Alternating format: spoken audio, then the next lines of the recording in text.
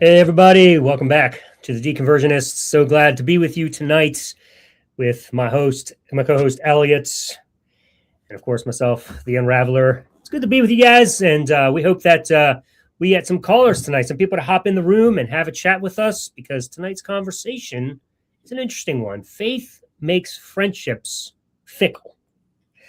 You know what? I was thinking about this a lot this week, and I think I've realized faith makes everything questionable, actually. Everything you believe is questionable if you begin with a place of faith. I was thinking, like, even outside of friendships, just starting the conversation here, Elliot. When I was talking about myself in the past about, when I was a Christian growing up, thinking about how the world really worked was not important. She didn't learn science because science was just out to get God. And so you filtered, I think most Christians do this. You filter everything about the world through the lens of faith. And I don't want to just say God, but faith in general, because as we know, everybody has their own definition of God. Everybody understands him differently. It's whatever you have faith in, that you've pretty much chosen the God you wanted. And so everything in life that you've come to believe is questionable, because when that faith is challenged, the answer is never, maybe I shouldn't believe in God anymore. It's, well, that must be wrong, no matter how much evidence there is. Because if it speaks against God, then that's impossible. God's always the right answer. So you default to whatever it is your faith is in without any substantial reason, without any justification. You've just come to believe it, and everything else that you probably should believe, because there's sufficient evidence for, you poo-poo and reject because it goes against something you've already concocted or have been brainwashed to believe. So I'll just leave that there for a second and let you jump in before I take up the whole show talking. Save everybody from me, man. Well, I have been pretty quiet, so maybe, yeah. So when you say faith, are you talking about faith itself, or are you talking about the bigger picture, like the community or the religion or Christianity itself, or the church, or do you mean like the actual definition of faith itself? Because I'm talking about faith itself. Okay. And the way I define it, it's drawing conclusions without sufficient justification, a method of drawing conclusions without sufficient justification. Yeah. Okay. I guess if using your framing, I wouldn't necessarily say faith. Like the title of the topic is "Faith Makes Friendships Fickle." Is it?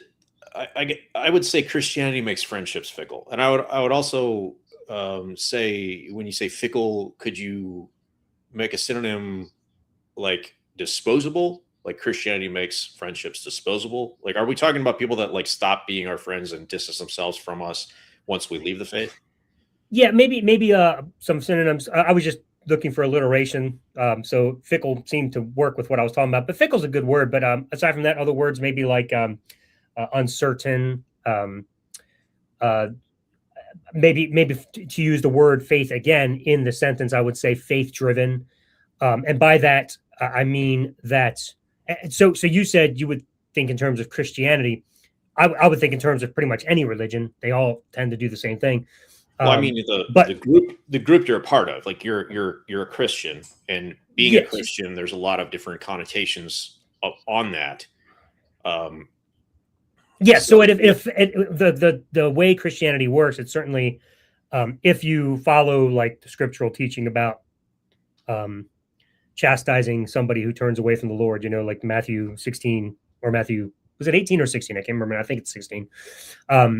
Where, you're supposed to go, go to them one-on-one. If they don't listen to you, you take somebody else with you, 2 or 3 others, and then you take them to the elders. If they don't listen, then the whole church just rejects you, and you get cut off from the Lord's Supper, and you're supposed to be treated like a pagan and a tax collector, and this whole thing. So if you do all that, then, the religion itself, it functions very much like a cult, where when you decide not to believe anymore or adhere to the religion itself, you get rejected. Your whole family, your friends, everybody's supposed to turn their back on you, because in theory, that's supposed to make you want to come back. I don't see how that ever actually works. I mean, other So the than religion, you're not coming back. the You're religion not coming itself, back because you want. Sorry. the religion itself requires you to do that. It requires you to make friendships disposable once people leave the faith. Yeah, in theory, of course, there are many people who would say, "Well, we don't apply that text, or we interpret it differently," and so there would be a lot that wouldn't do that, and they would say, "No, no, no, you still love them no matter what." So you do have that as well. So the religion itself will affect it, though, over the course of time, because let's say as an atheist, you continue to practice Christianity, but bring in your views and constantly challenge what's being taught in your Sunday school or whatever. You're eventually going to be spoken to and told you're not being humble, or you need to quiet down, or you need to stop causing waves. You don't really have the freedom to bring challenges and ask genuine questions that require support to defend their position. Once you go against what their particular denomination teaches, you're going to be kind of pushed aside and shunned, and at least pressured to shut up. So you don't really get that strong fellowship anymore like you had before. Now you have to just kind of measle around and be quiet.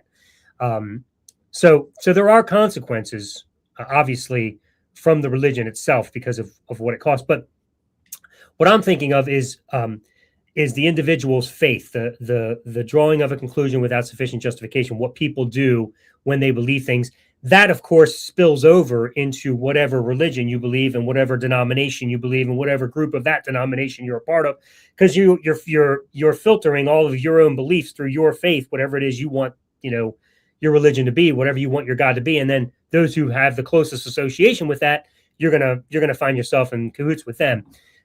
Once you start straying from that, you tend to have dissension there. You end up making new friends. I can tell you this, even before I became an atheist, just as a Christian, how many times I lost friends or had to leave a church or had to no longer be a part of a small group or couldn't teach anymore simply because I changed my view within Christianity. I just, like, for example, my view of the end times when I became a full preterist, that was like a no-no, and I got booted from that church. In another church, it might have been okay, but in this particular church, it wasn't. So sure, your beliefs are going to be affected. But when you go back just to the individual level, I think one of the things that faith does is because it is driven to defend your position at all costs, even when it's indefensible. You and I have watched plenty of debate shows. In fact, we do this right here on a weekly basis when people call in. And we know that they don't have a justification for their faith. They don't have a defense. It's usually stories, or what do you call it? What do you call stories? For some reason, Personal experience. Yeah, personal experience. The words evading me that I was trying to. Testimony. Yeah, no, there's another word I was thinking about, but anyway, that's the category. Yeah, but that's usually what it comes down to. And then, of course, there's this pseudo evidence, the testimonies from the apostles from 2,000 years ago, and it's like they're just swimming to save their life, just trying to grab anything they can to make some sort of defense for what they already believe to be true. We know that's what apologetics does. Apologetics is not a reason anybody ever actually becomes a Christian. You're usually a Christian way before apologetics, and then you find a reason to continue to support the belief that you have, right, because it really doesn't have any support. So what ends up happening is you're defending this position at all costs, and there's a great fear that if this isn't true, what does that mean for my worldview? What does that mean for my life? What does that mean for my beliefs, my morals, my values? Like, it affects everything. Right. So it's a very scary place to be, to have to question that which you have faith in. And so because of that, there tends to be, and at least it was for me and most of the people I flocked together with in Christianity, there tends to be always an ulterior motive. Maybe I should say ulterior is a good word, but a primary motive above just being friends with somebody. When you're a Christian, there's always, I'm doing this for the glory of God. There's always I have to save this person. I have to correct people when they're not living righteously. I have to correct myself when I'm not living righteously. I have to, and it's always about God. It's never about the friend. And so if the Bible teaches that this person is living in sin, you have to confront them because that's what the Bible teaches. Right. So that's what I mean when I say faith makes friendships fickle, because you rarely ever are you within a church context become friends with people, or even trying to get people to come to church. Do you become friends with them just because you become friends? There's that alternative and ulterior motive that this has to be Christ-centered and it has to, fit eternity. And if you leave the faith, well, you're just not going in the same direction I am anymore. So it does affect it. And that's what I mean by fickle. It's not a solid base for the friendship. Yeah. It's something else that's driving it. And it can also destroy pre-existing friendships that go way back. Not just you making false friendships to pull people into the religion. And another thing worth noting is that it's not just faith in a religious context that makes friendships fickle, but faith exists in other contexts as well that can damage friendships. I'll give you an example. I lost my best friend after he got out of drug rehab. Now, we went way back for years. We were best friends. We even were roommates for a while. And over time, he developed a drug addiction that lasted for years. And eventually it got worse to the point where he got hit rock bottom and had to go to rehab. So he gets out of rehab and we connect. And I had him come down and visit me. And he told me about his experience in rehab. Stayed with me for a few days. And he basically had gotten saved. Had hit rock bottom, found Jesus, went through that whole experience. But he also joined Addicts Anonymous. So if anybody's familiar with the AA programs, they are faith-based programs. And one of the things that they recommend or pressure or require you to do is to cut off old friendships that might be detrimental to your continued progress out of addiction or alcoholism. Now, in some weird way, I got lumped in with those negative past associations, even though I had nothing to do with his drug addiction whatsoever. He wasn't cutting me off because I was going to drag him back into addiction or tell him he needs to go back to using drugs or in some way being associated with his old lifestyle. He cut me off through Addicts Anonymous recommendation, as far as I can tell, only because I was an atheist. And for him to be that new creation in Christ and free of addiction, he had to sever ties with anything negative from his past. And so I got axed, and I never talked to him again. I didn't stop being his friend; he stopped being mine. And it was 100% a faith-based decision on his part.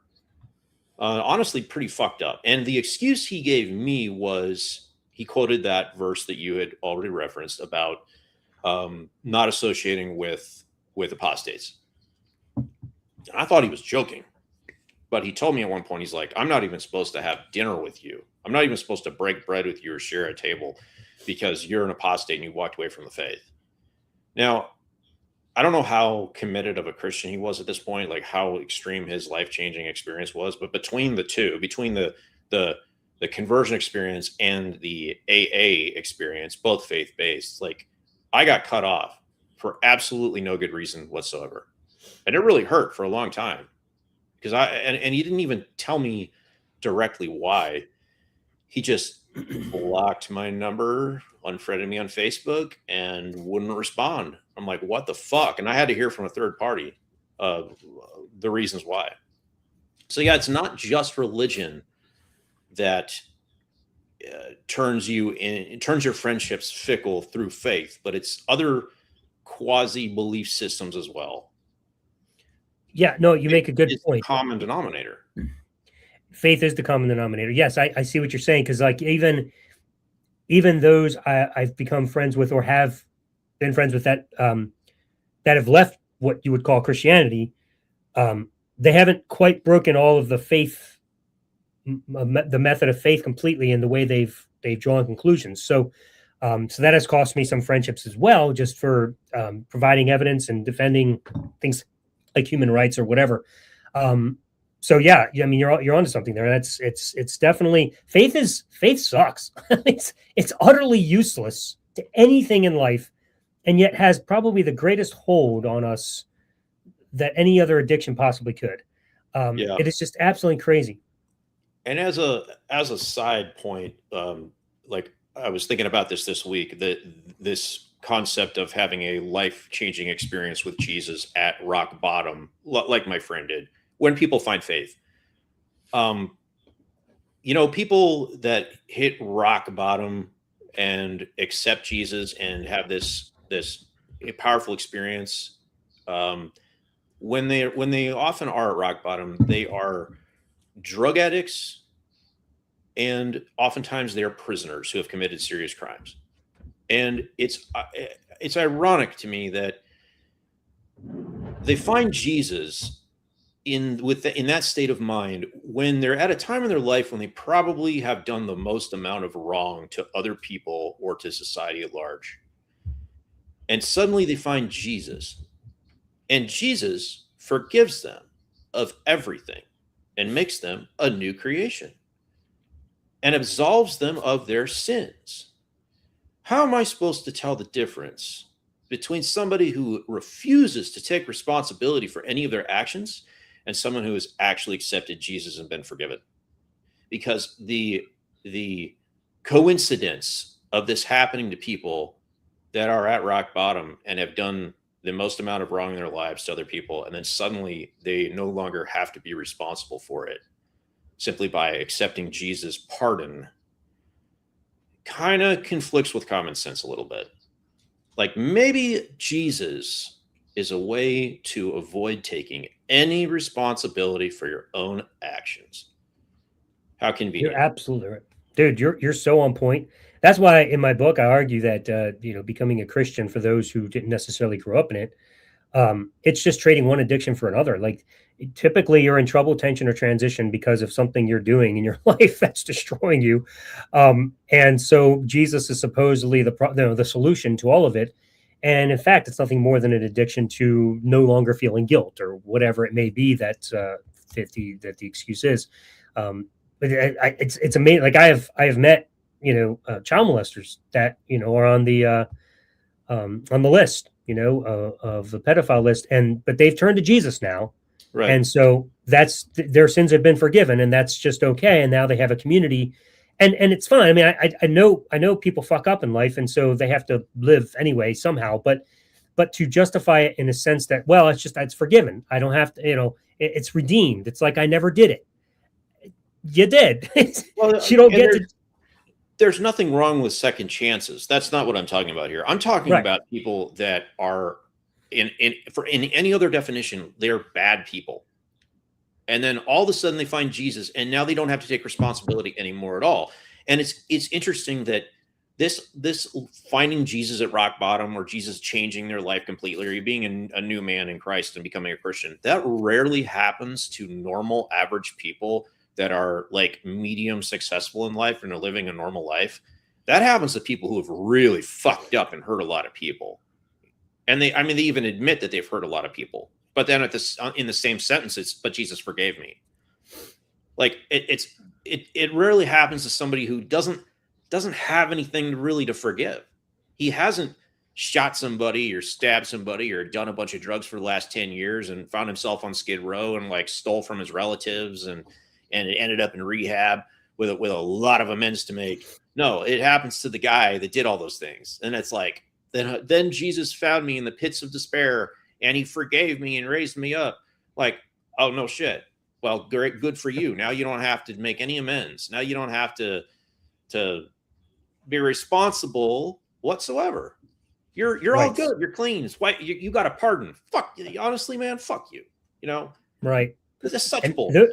Yeah, those are the easiest ones to target, and those are the ones that fill. You can fill a bunch of seats in your church with those kind of people, because they're just looking for some sort of redemption, or somebody to overlook what they've done or whatever. So, But the other kind, you're talking about where, they haven't gone around committing a bunch of atrocities, and they don't really need forgiveness, but you convince them that they're a sinner, and now they have a problem that they need solved. Sin is such a stupid concept. It's amazing what is being defined as sin. It's like, have you ever disobeyed your mom? That's a sin. You need Jesus. It's Right. like, seriously. But that's like I remember when I was at least in my teens, I remember I was so passionate about outreach, and I recall so desperately trying to convince my friends to become Christians because it was so important that they went to heaven. My concern wasn't, hey, what can I do to care for this person more or build a stronger relationship or listen to what their thoughts are. It didn't matter. All that mattered was, how can I convince them that they're bad enough of a sinner that they'll turn to Jesus and come to church with me? It's like, that's sick, dude. You were talking earlier about people from our past that turned away. I got a message, a private message from one of my close friends when I was a Christian, when I was a pastor, and it's interesting because I'm going to read this message. I'm not going to say who it is, but I'll read the message. But it's fascinating that it doesn't matter. Like when I was a Christian and I was a full preterist, these friends of mine that I made at the church or whatever, they came to the church and they stuck because they loved the message I was teaching. They were like, "Wow, this makes so much sense. You have so much understanding of the Bible. You defend your position so well, And then you become an atheist and you start presenting evidence for why none of that was true. And we don't think you're that intelligent anymore. You're just a false teacher leading people astray and taking them to hell now. There's no middle ground. So, I read this in my message. You were once a very good leader among those seeking a true life, knowing Christ and acknowledging his purpose as God's visual and human presence in our lives. You are now a much greater disappointment as a false prophet for those who could be saved and now opt to follow you out of heaven's glory. Congratulations on your achievement." Really? I mean, like, okay, you won't read my book. You won't interact with me. You'll just shoot me some message like that. And it's frustrating. Let's not contend with the evidence because, that will make you have to, consider whether or not your position is actually valid. But as long as you have faith, that's all that matters. And that's what I mean when I say faith makes friendships fickle. It's like you're the friend until that person leaves your concept of faith. Right. And it really pisses me off because there's no call for it, really. I think they're exposing themselves as I don't know, like disingenuous people at heart. It's hard for me to imagine that a person who was genuine and was acting in good faith and did actually want to be friends with you, whatever the context, whether it's because you were part of the same church or not. Like, it's hard for me to imagine that an honest person would stoop to those depths to write you off as soon as you change the way that you thought about God. Like, it's almost like it exposes them as being bad people to begin with. I don't know if that's the case or if it's religion that's doing it to them. Like, is religion poisoning otherwise good people, or are these bad people attracted to it? I wish I could tell the difference, because it would have helped a lot when I was in church if I could have spotted the disingenuous fuck who would write me off in a heartbeat but pretends to be my friend versus the person that actually does care about me and we're just here because of a shared interest. I wish I knew the difference, but I can't tell the difference because they all write me off when I leave the religion. And so I don't know if you've experienced this on social media, but I have for years now. But I'll have discussions with people in some kind of context, whether it's a public dialogue or whether it's on a mutual friends page. And I will have somebody private message me that I do not know, and they'll want to have a conversation. And I've had countless of these encounters, and it's like they see me as prey to proselytize without knowing my story. But they initially pretend to be my friend, and they want to have a conversation as friends. And so we get into it, and we go back and forth for a while, sometimes for a very long time. And when they find out, like, my story and my knowledge base of these things, very quickly they start to distance themselves, and oftentimes just like will randomly, they'll either randomly block me, or they'll disappear, or they'll suddenly just cook off in a series of insults and then block me. But I have kept like none of these conversations as actual friendships. They've all ended. And most recently, one did about 2 months ago. I went back and forth with this guy for months, and he had started the conversation with the assumption that I knew nothing about Christianity, and I just had honest questions. And it felt so fucking manipulative, but I played it out anyway. To the point where I invited him on the show, and I sent him clips from our podcast, and he didn't watch any of them, and he obviously hasn't shown up. And then it's been probably 2 solid months since his last reply, but he pretended to be my friend. Like, if you want to talk about faith making friendships fickle, like, this is exactly what we're talking about, is disingenuous, scummy characters who should know better, who should be interacting on a genuine human level, but they are not, because their religion is compelling them to play these fucking mind games. So to answer one of your questions from earlier, I think religion turns good people bad. Because I would consider myself a person who was genuinely, I'm a good person. I think of myself that way. But while I was a Christian, that was my mindset. I always had that prey drive. It was always that ulterior motive that you were just talking about. And, you know, when you get to a point where you just can't convince someone anymore, and they're just going to continue maintaining their atheism, you just kind of drift away from them, because they're not going to be your target audience anymore, because you can't get them to church. It's just not going to work. But yeah, to your point, I had a lot of the friends that I thought were still my friends after I left Christianity and became an atheist. We talked a little bit for a while, but there was always that conversation about Jesus and why I left. And after a while, that the friendship just disappears, because you no longer have that commonality. You're not going to their church anymore. You're not talking about Jesus. You're not praising Jesus. You're actually degrading Jesus because you think he's an asshole. And I'm sorry, I can't help it, because he is. If you just read the Bible, the whole Bible is a slave sex manual. You know, it's terrible. But yeah, it's frustrating to think you're having genuine conversations now that I'm on this side of it with a Christian, only to realize that there was the ulterior motive of just trying to make you a Christian again. And, you know, the thing is that, like, don't get me wrong, I'm also wanting to help them see that that faith is a farce and you shouldn't use it, and that there's evidence in not having faith and living, you know, using the scientific method. But it's for some reason, it's like, it's impossible. I see you, Zonios Quo. 1 second. And by the way, make sure you're in the camera. We need to make sure we can have a face-to-face with whoever we talk to on the show. So make sure you pop yourself in the camera. And as soon as you do, not just a hand, we need to see your face.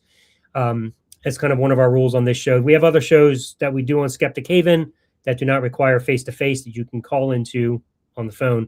But here we want to talk face-to-face. So make sure you're in the camera. And then as soon as I see you, I'll bring you in. And that's not necessarily Ellen's rule, but that is mine. Like, I want to have a personal conversation. I don't want to have I'm talking to a random screen or a avatar. Yeah. So we just want to make sure you're a real helps person. Cut down on the possibility of trolls, because we don't screen these calls. So reality is we have actually tried too many times and have been burned. I still can't believe that one guy from India, I think it was, the whole thing was a link, or what do you call it? Not a link. Man, my brain's not working tonight. Whatever. He was when something repeats, like the same clip repeats over and over again. No, well, I mean, yeah, there's a term for that. Somebody in the audience, somebody in the comments, please help. I can't think of the freaking word. Well, if you could use some more synonyms, maybe I could figure it out. Yeah. Well, those were the synonyms. Okay. But when on a loop. Oh, okay. Sorry. There we go. Okay. That's why I couldn't fucking think of it. But yeah, so somebody just said it with me. Yes. Thank you. So a loop. Yes. Anyway, I'll just pause on what I was saying. But tonight we are talking about faith making friendships fickle, and we have a guest. I'm going to bring him in. Zonios Quo. I'm saying that correctly? Can you pronounce your name for us? Yeah, it's Zonius. I'm not too keen on having my face on like all online, but That's all right. You're doing fine so far. So just don't think about it.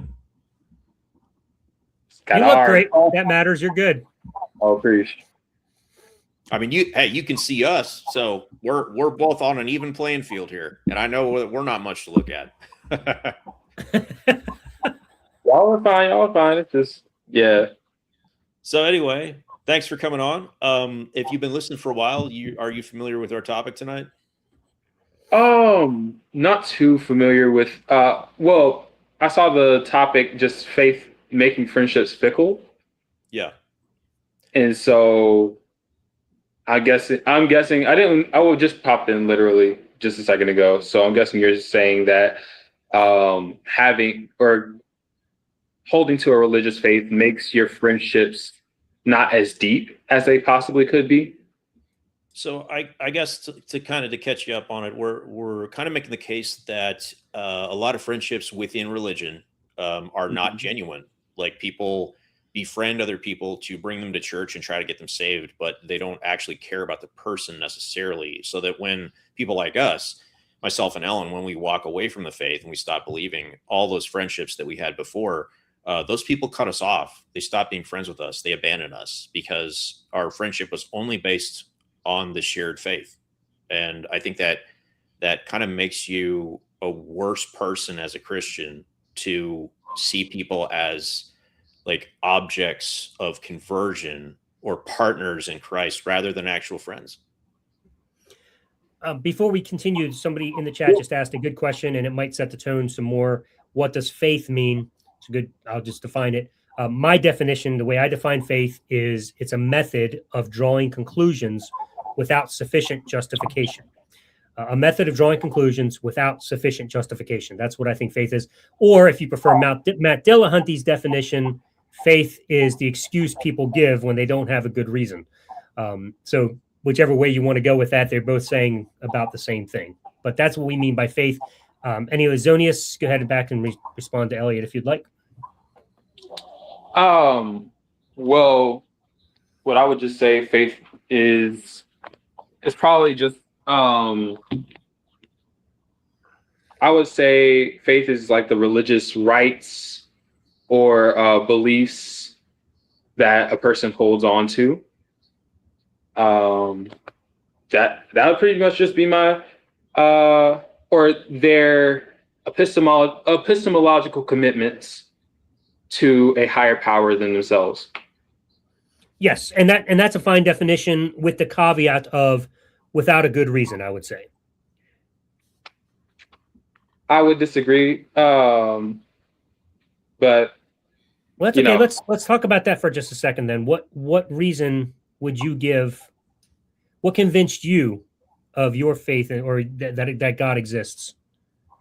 I think it's less about what convinced me initially, rather than what maintains my commitment. Because what initially had gotten me into the faith was just mainly the fruits of the people that I saw around me, and an investigation on just the resurrection itself. Now, albeit that it was it itself, after going through my own deconstruction journey, after that it was kind of like a fickle. It was fickle in itself. Like it wasn't as deep as I thought it to be, but at the time it was something that was convincing enough for me to want to commit to it. And as I've followed through in that commitment, I found stronger reasons in order to stay in the faith. So maybe it would help if we ask some clarifying questions, because obviously we don't know anything about you. Are you a current Christian? I am, yes. Okay. And what sort of Christian would you classify yourself as? I guess I'd say I align most with Baptists. Okay. And How long have you been a Christian? I've been a Christian.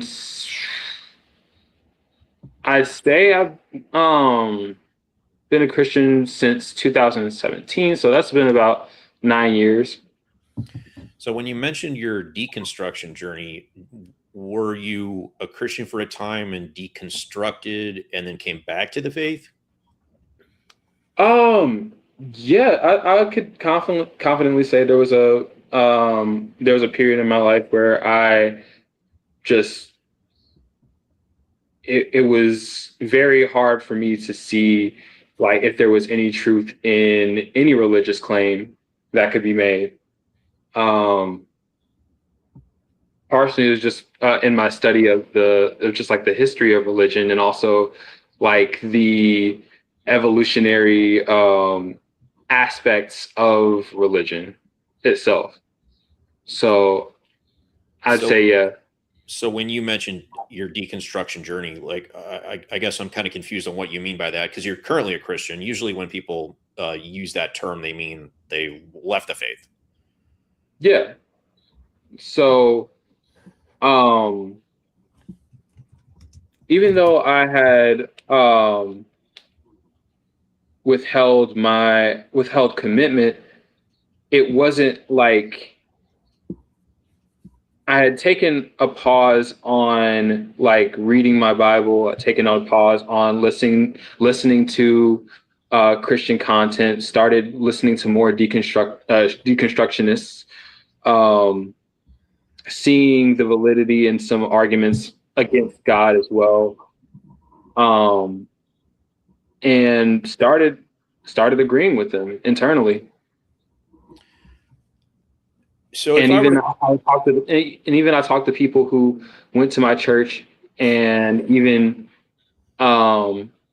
like my family members who also believe, and yeah, it was they were well aware of where I was at when it came to faith. Okay. So if I were a perfect stranger and I came up to you on the street and I said, "Hey man, I hear you're a Christian. Why are you a Christian?" Like what would you respond with? If you came to me and asked me why I'm a Christian, I would just say it's mainly the person of Christ. I see Christ as being worthy of being followed, and not only that, I believe that the claim of that there is a God is true, and yeah, that's what I would say. Okay. So now let's say I come up to you on the street as a perfect stranger and I say, "How did you become a Christian?" Now, how would you respond? Oh, I just tell them it's a long story. I would tell them that I was introduced to faith, my faith as a kid. My mom and dad did not disagree on their religious views, so at first they did not teach me and my younger brother any sort of like actual doctrine or anything, and we didn't go to church or anything. But once I moved in with my mom after my mom and dad separated, my mom had me and my younger brother go to church, and that was whenever I first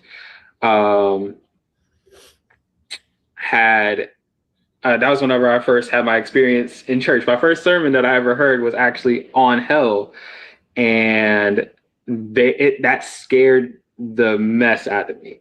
And I was like, I think I was like 9 or 10 years old at that point.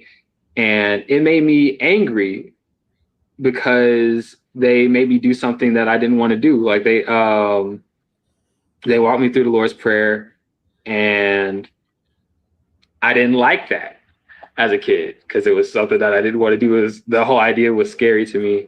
And so, yeah, I grew up a lot of my life just doing what I wanted to do. And it was one time where I got alone with a group that was with Johnson University, which is like a Christian college, but they were like doing a camp for a scholarship and a stipend. And that came whenever I was really just doing an investigation on Jesus and different religions in general. I looked into Islam. I also looked into Buddhism, looking at the pillars of truth, those things. So it was a bit of a process. Like, I don't want to necessarily interrupt you when you're telling your story, but you're fine. You're fine. The reason I have two different questions as a stranger, the why are you a Christian and the how are you a Christian, is that wouldn't you think that the why and the how should be included in the same process? Like, if I give a different answer to how I got to a conclusion versus why I'm at the conclusion, wouldn't that be a bit of a problem? So, like, you told me your why, but your how was more of a journey and a process. Is the how, or I'm sorry, is the why included in the how in some way that makes sense? Is the why included in the how? Yeah. I'd say that it's just been through, if I were to like speed up my exact how, I'd just say it'd be in my continuous search within the arguments against Christianity, as well as the arguments supporting Christianity, that I continue in my faith and that I'm here where I'm at today. Well, just to maybe clarify what Elliot was asking, would you say that you had the how, in other words, you were already in the faith before you had a why? Was I already in the faith how before I had a why? No, I think that I think they were simultaneously. I think they occurred simultaneously. Just like in that period, I had a different why than I do now. So, and what was your why then? That's what we're wanting to know. Yeah, I think the why originally was very like, I think it was very much so in the people who were around me that influenced that. Well, let me ask you this. So, do you think that the majority of Christians, do you think that they came to Christianity through a long process of studying the evidence and the arguments and making a rational decision? Or do you think the majority of Christians became Christians through simply being born into it, and they can never remember a time when they weren't a Christian? I think that's a fair assessment of how most people come to their faith. But, yeah, I think that's in general with a lot of just beliefs in general. And you think that's a good process to finding the truth, is to simply be being born into your conclusion? I don't think that that sounds like faith. No, I would disagree. I think that it can give you a basis as to, just like how I was saying, it can give you a certain how, but it can't give you a why. It gives you a starting point to how you got to the place that you're at, but it doesn't give you a place as to why you stay in that thing. But if people were finding that why later, if they were finding those good reasons, like, wouldn't it make sense that we'd see a lot more people switching religions? Because you're not automatically born at the right conclusion. You have to find it through a rational process. So if people actually later on were using a rational process, we would see constant switching of religions as people find the correct one. But we don't see that. The vast majority of Christians stay Christians. And to me, that says they're not being rational. I would disagree. I think that a lot of Christians, they just don't feel they don't have the why to investigate. They haven't found a reason to use their rational faculties to challenge their beliefs in that way. Can I ask you something? You said earlier that your why that you started out with was the group of people you were with. Yeah. Do you think a group of people is a reliable way to determine truth? What do you mean by that? Like, is a reliable way. Is being in a particular group of people, whatever they believe, just believing what they believe, is that a reliable way to base your life on? Is that a reliable way to determine truth? I don't believe so, no. And I think that's I alluded to that a bit about why I deconstructed in the first place. I had removed myself from that kind of environment to really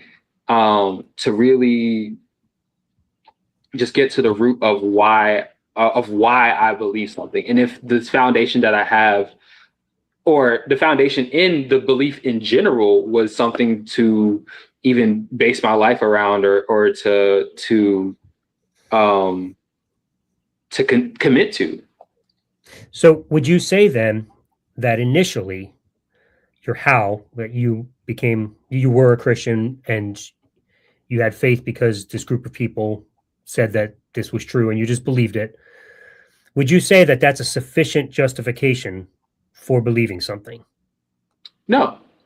Okay. So then when I say faith is a method of drawing conclusions without sufficient justification, that's what I mean. That's what you did. You had faith. You drew a conclusion without sufficient justification. Okay. So what I would say to that is that it's not an absolute that's not an absolute stance, or that in each and every single case of someone coming to a belief, is it unjustified. Like someone can believe come to a right conclusion by wrong means. Sure, but we would never encourage that. Yeah, and I agree with that. Yeah. So we always want to have reliable methods, and we want to ensure that we have eliminated other possibilities that could play into, it could factor into what's true before we land on a conclusion. Mm-hmm. So if you already drew that conclusion, how old were you, by the way, when you first had what you would call faith? When I really first became a Christian, I'd say I was 17. Okay, so 17, and then and how old are you now? Do you mind me asking? I am well into my 20s. Okay, well into your 20s. Okay, cool. So you became a Christian at 17. Now, I may have missed this earlier when Elliot was asking. Were you raised in a Christian home? No, not entirely. My father, he did not have a faith. My mom, she did become a Christian, or she grew up Christian, walked away from the faith, and then she became a Christian later on when I moved in with her, when me and my brothers moved in with her. But yeah, I guess technically you could say, since my mom was Christian, that I did grow up a bit in the Christian home. Yeah, that'd be fair to say. So you were introduced to the idea of God from a very young age then? Yeah. Sure. So there was probably never a time that you can remember where God was proposed to you as a proposition of something you should believe, and you sat down and said, well, let me weigh out the evidence and let me really see if there's good justification to believe that a God exists. You probably never did that because you were just taught that kind of like I was growing up and kind of like Elliot was, we just believed this thing called God and there was never a reason to question it. So we just believed it and never thought that it could possibly be wrong. To that, I don't know. I would disagree. I think there were many points. I remember even in high school where I had different conversations with people who were atheist and Muslim as well. Just understanding that they had different worldviews and the existence of those different worldviews besides of what I was hearing at home from my mom, and getting some Sundays at church. The fact that there were different worldviews meant that there was something that went against my own. So that had to be something that was contemplated. It's not something that just came second nature, like, oh, they're wrong. Just like, why? There was always that question of why are there these other beliefs? So what actually did you do to test whether or not the God proposition was true? Another way of asking that is, how did you go about attempting to falsify the proposition of God? Well, I think that mainly came in the form of engaging with the people, with my fellow students who thought otherwise, and also. Well, I don't mean generalities. I mean, like, I'm asking for a specific. Like, what did you do to try to falsify God before you landed on the conclusion that he was true? Or you could state it in a positive way. Like, what was the evidence that you landed on that said inconclusively that this must be true without a question? Originally, did you rule out all other possibilities is what I'm asking, and how? Yeah, I want to know how. I just say, when I first came and committed to Christ, I just did research on just like the resurrection. And I was just looking at its like historical impact and mainly just a lot of Google research and things, and arguments for other worldviews. So I'm curious how a person goes about doing that specifically, because we might have to have a conversation about sources. Everybody values sources in a different way. They go to different sources. Like, how do you decide what sources you're going to consult and find reliable? Now, I will acknowledge, like I said previously, I think that the method that I used whenever I initially came and made a commitment to Christ was faulty. I didn't know entirely how to interpret or make comparative data, or even what like counter data was in that sense, and how that played into the part. But and like you said, how sources do matter, and like what qualifications did someone come to a certain conclusion, and what methodologies does someone use in order to come to a conclusion as well. But yeah. So before we get to sources, what exactly were your methods? Like, what types of sources did you use? Did you read books? Did you read literally articles? Did you Google? How did you go about it? Just Google. I literally just Googled, and I looked at different articles online about the different positive claims from the religions and worldviews that I was looking into. I looked into Buddhism, Islam, atheism, and Christianity, and that was it. Like, just some major world religions, and that was the comparative. That was what I was comparing, just the positive claims. I wasn't looking at the counter claims of each. So obviously, in the end, you did come to a conclusion. So you did accept some sources as being superior to others. So I'm curious, what in the end, which sources can you name any at all that like you found credible? When I was 17, I don't remember, man. Honestly, that's fine. I'm just curious because. Well, that's fine, but then let's update it to where you are now. What sources or source would you say is your foundation that you drew these conclusions based upon? Well, I'd say the one of the things I would say, of course, is looking at the Bible itself, but also looking at what's his name? There was a book that I read recently talking about the resurrection. It was like polemics. He's like very controversial. Greg Bonson, Rob Bell, Gary Habermas, Gary Habermas, No. yeah. Hold on. Josh McDowell. Was he a Christian apologist that most people would know of? The guy who does the Kalam argument. Dale Allison, that's his name. Dale Allison. Dale And Allison, he essentially looked at different explanations for the data about the resurrection and different theories about how the church started as well. And he compiled a lot of different other authors, and that's one of the things that's one of the things that keeps me just like intrigued about the resurrection, and just like thinking something had to have happened there that caused that explains for all of this data about how the church began. That isn't just Right.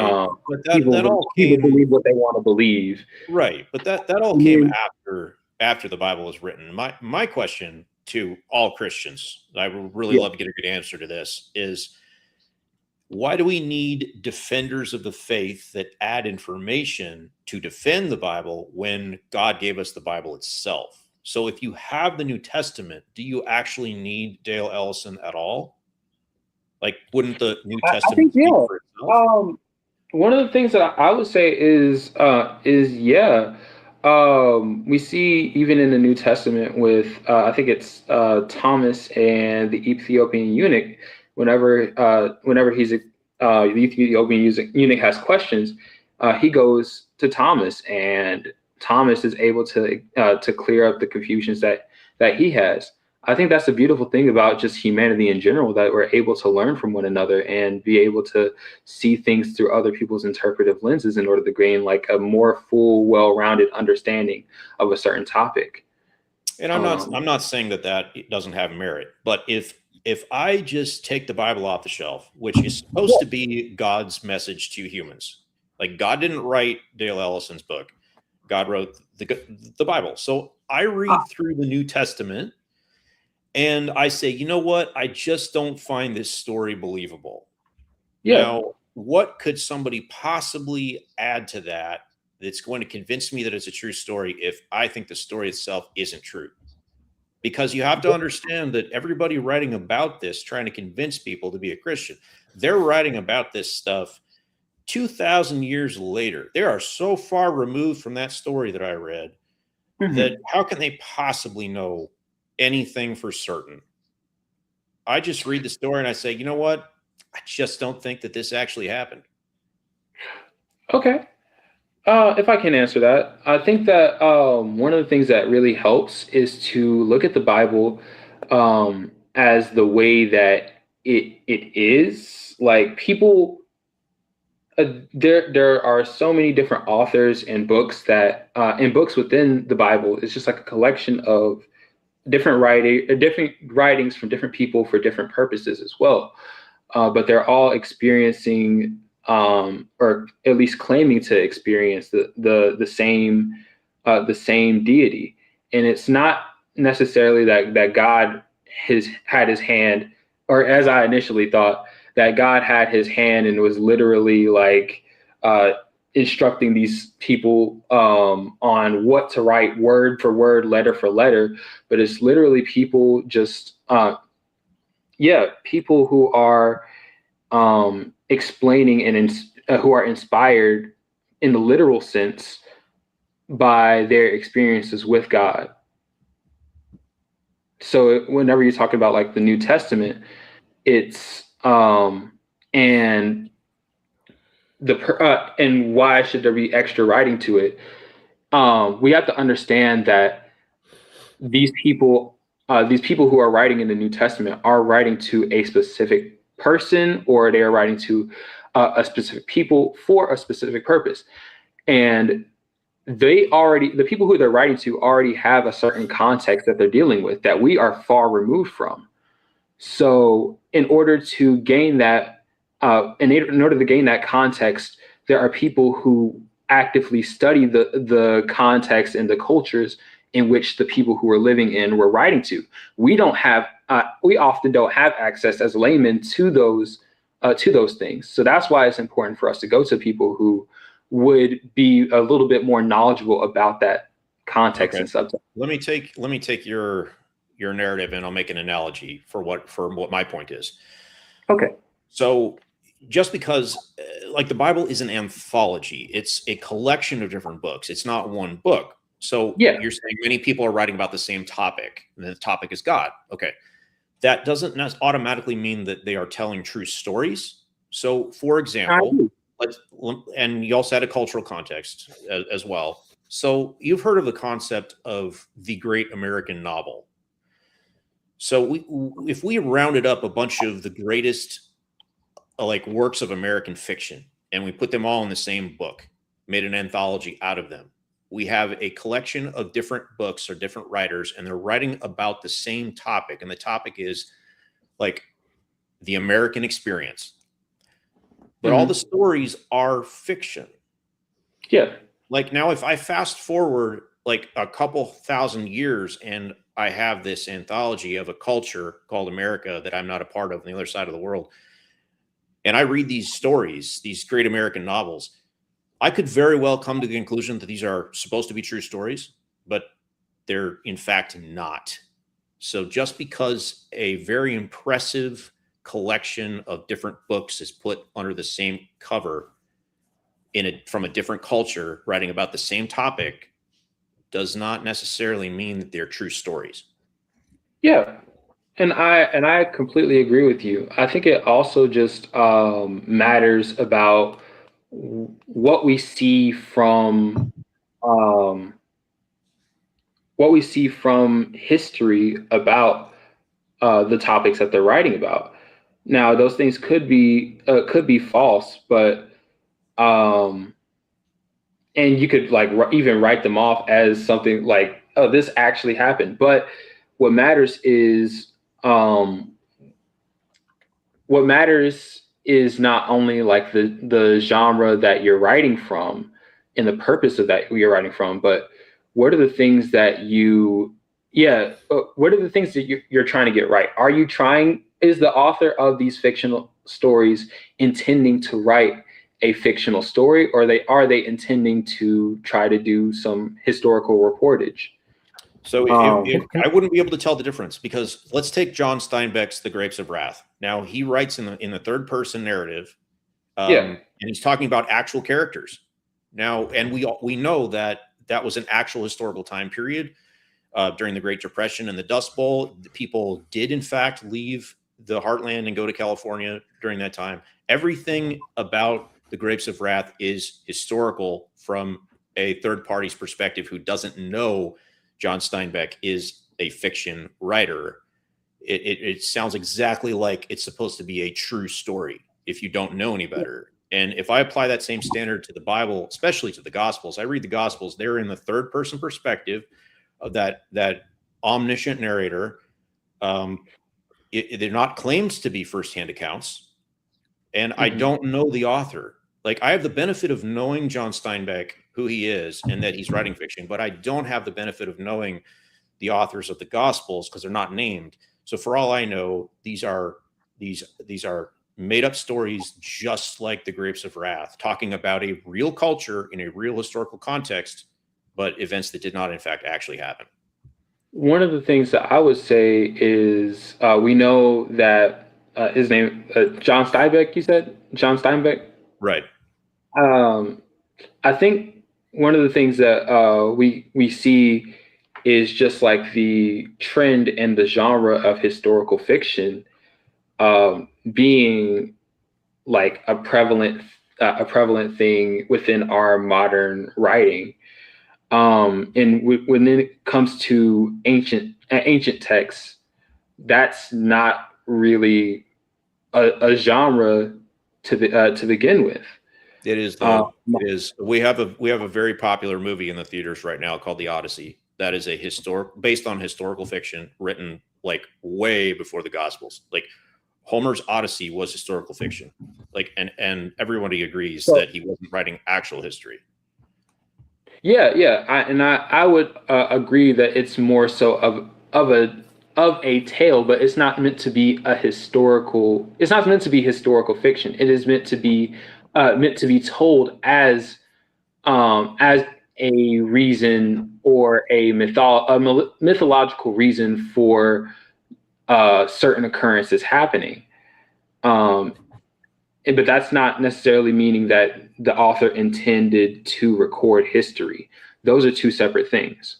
You see why it's so hard to determine this 2,000 years later? Like, how do we know for sure? Like, maybe maybe the Gospels were written as historical fiction. How can we? Because I have a couple questions there. Number one, how do you know, Zonius, what their intentions were?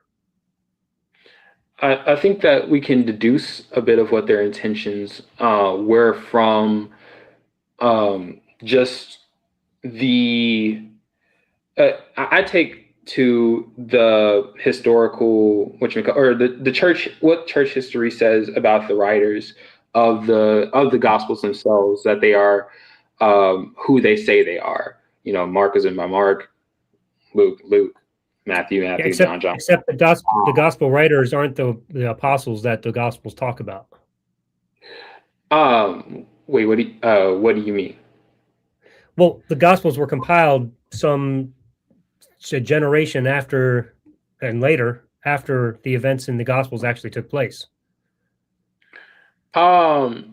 Generations, probably not. I think the earliest gospel dating that we have is for Mark, and I think that's in 65 to 70 AD. Right. And then we have Matthew that goes after that, which is around, I think it's like 80 something, 83, something like that. No, I think we're going to agree on the actual dating, but when you mentioned that the church fathers verified that the apostles were the ones that actually wrote those like that's where I would take issue, because in my research, think it's verified, but well, they make the claim. The church fathers make the claim. So in my research, and this is why I think sources are very important, and like who we trust, because Christianity makes a lot of things to convince people that are like stretching the truth a lot.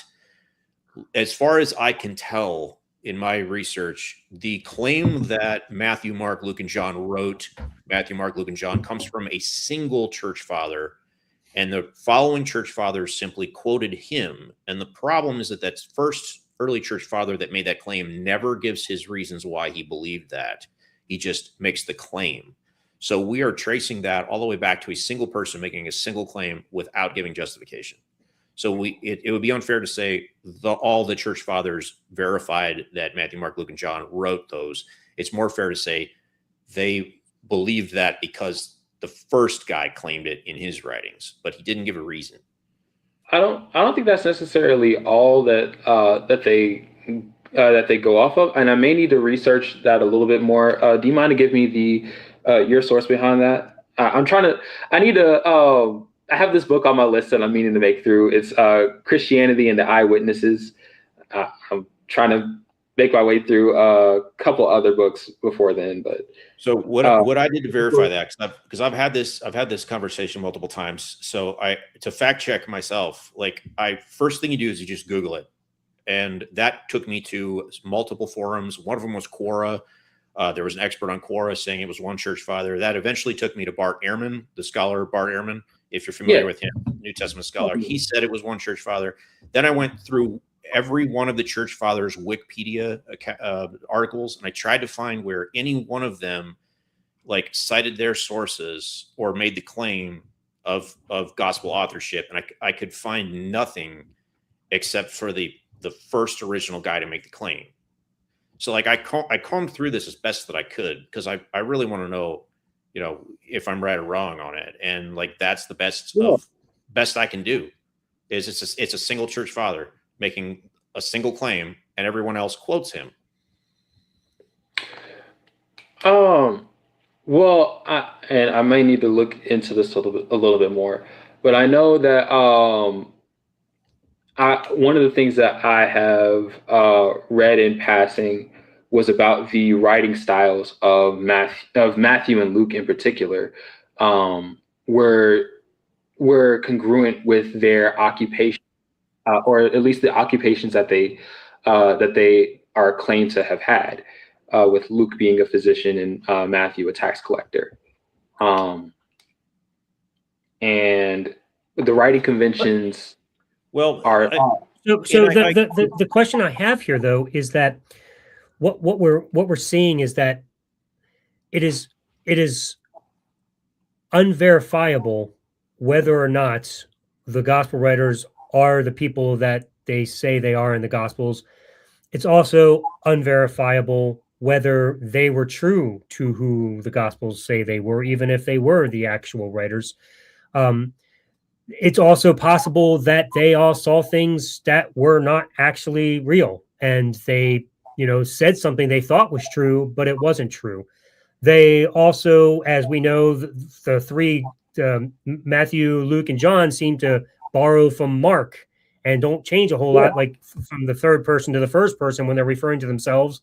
So if Mark got anything wrong, then the rest of them got it wrong too.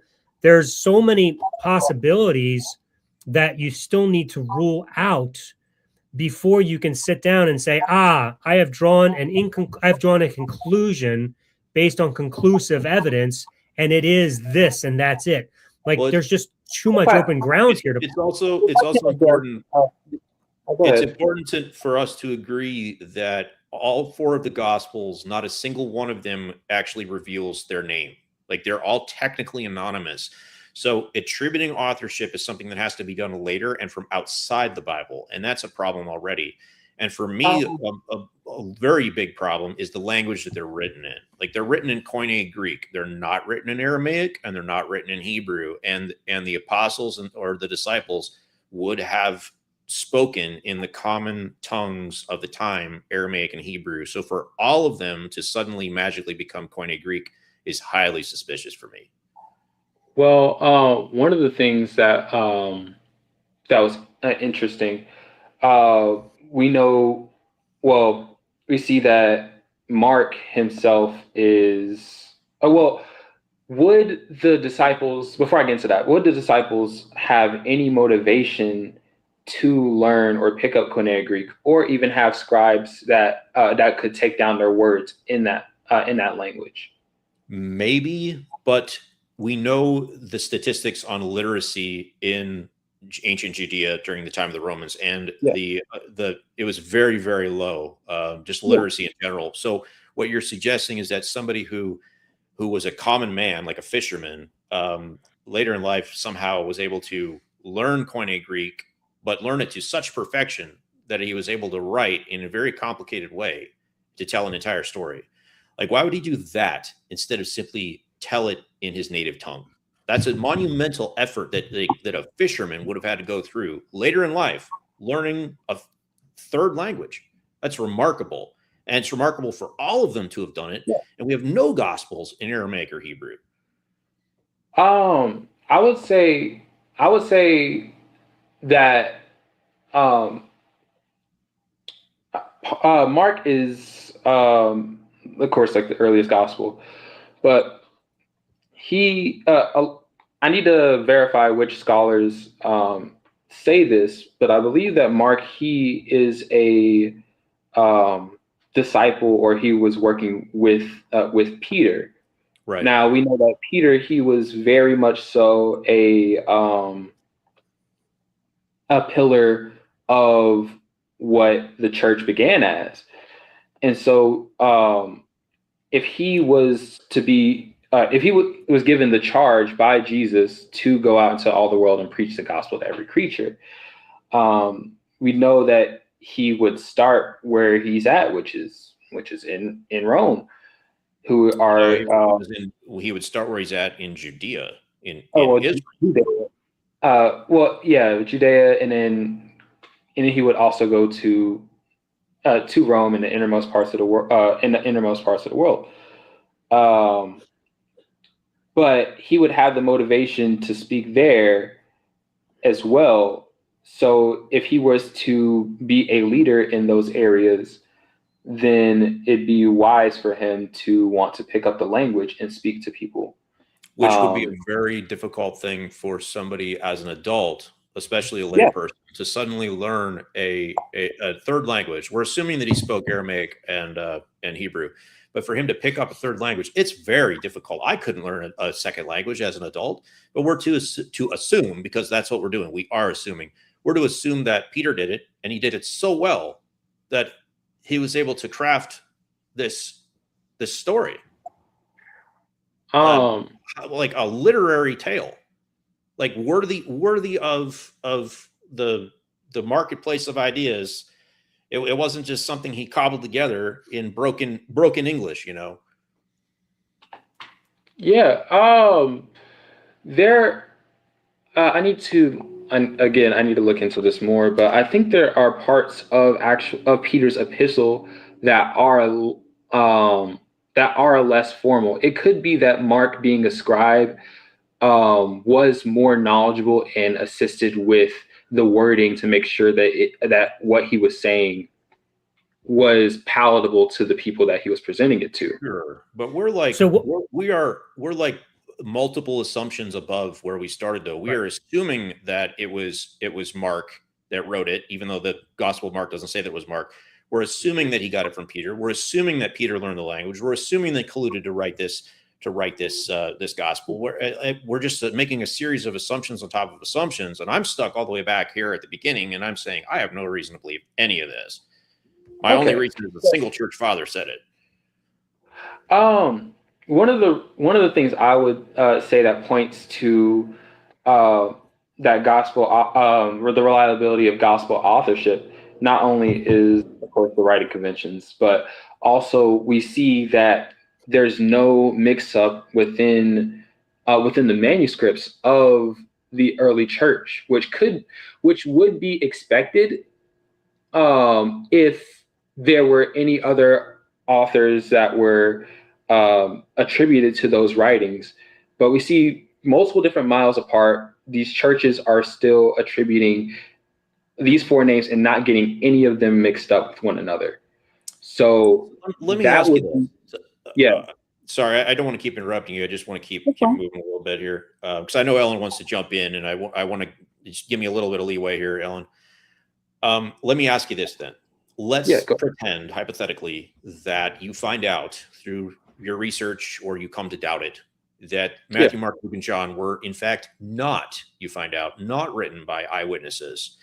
They were written by members of the literary class in Rome, because this story had become so popular through Paul's preachings that certain very literate, learned people in the Roman church decided they wanted to write the story down. Let's pretend that you come to that conclusion. These are not eyewitness accounts. If that's the case, would you still be a Christian? Would you still believe the Gospels if you found out they were not written by eyewitnesses? If or not necessarily by, I only think that I don't think that they all were written by eyewitnesses. Like Luke, he was an eyewitness. Mark, he wasn't an eyewitness either. I only think that Matthew and John, but that's a caveat. What if you just simply found out they weren't written by Matthew, Mark, Luke, and John? What would you do with that information? I would look more into, who did write these things and why. But would you stop believing them until then? Yeah, I don't think I would hold the theological convictions that I do have until it's more concrete about who I'm getting my information from and the methodology that they use in order to get the information that they do have. I think that that'd be a wise assessment. Right. And so considering all of my questions and doubts about the authorship and about where these gospels come from, does it sound irrational for me to base my eternal future on something that I have a lot of questions and doubts about? Is that a rational thing? Like I'm gonna say, you know what? Yeah. I'm gonna stake my entire life and the future of my soul on something that just doesn't hold water for me, man. Like I don't know who wrote these. Yeah. Yeah, I don't blame you, but I also would definitely encourage you to continue in research. I don't think that I don't think that well, if I can, I don't think that I don't think that people's atheism or any atheism is a completely unjustified belief. If you have questions or if you have doubts about the thing, I would say continue to look into the thing, but also be honest with yourself in where you are with your beliefs. Well, that's my problem, is that I have done my research to the point where I can't do any further research on this specific topic. Like I played it all the way out and I hit the brick wall, and I can find no confirmation anywhere that Matthew, Mark, Luke, and John wrote Matthew, Mark, Luke, and John. And so like I've concluded, like I've come to my conclusion. There's nothing else that I can do. Have you, well, I don't know.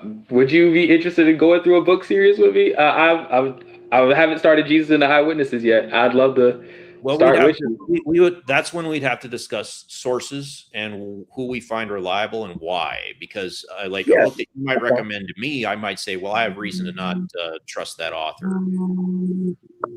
And I know exactly what those authors are going to say because I've done my research. So I know exactly what reasons they're going to give me for these being Matthew, Mark, Luke, and John. I mean, we're at a point where I wouldn't want to say the science is settled, but it kind of is settled because there is no new information available. Like one side has X and the other side has Y, and there's no further that we can go unless we uncover some kind of, writings from the first century. There's just nothing more we can do.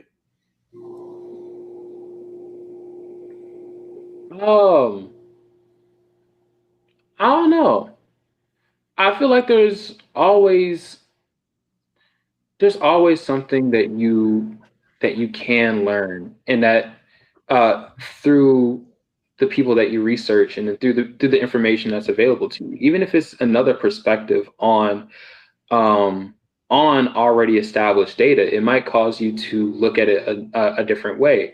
I know one of the things that I looked at was one of the completely unrelated topic, but just like one of the hard problems of consciousness, and looking at the examination of Mary's room, and then also looking at one of the refutations, because the person who invented the thought experiment ended up retracting his statement. And I was like, why did he retract his statement?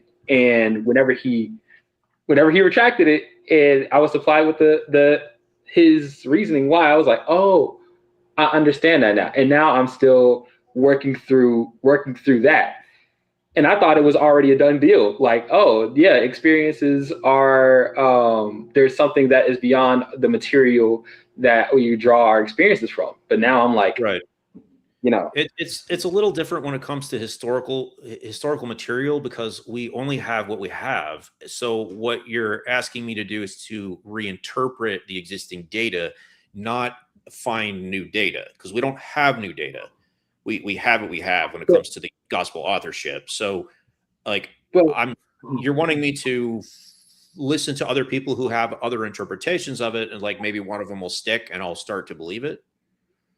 Not necessarily. It's more so that they may have a certain piece.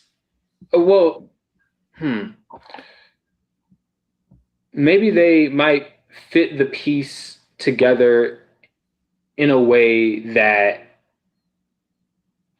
causes you to look at it, not necessarily even as if it's correct, but it may cause you to look at something differently.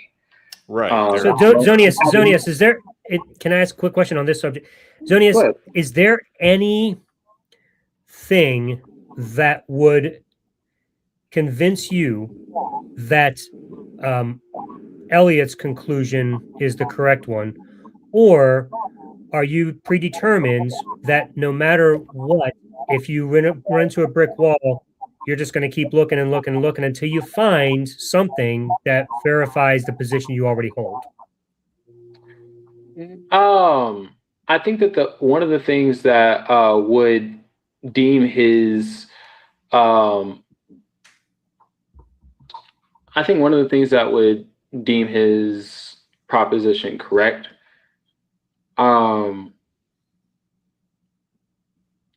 it'd probably be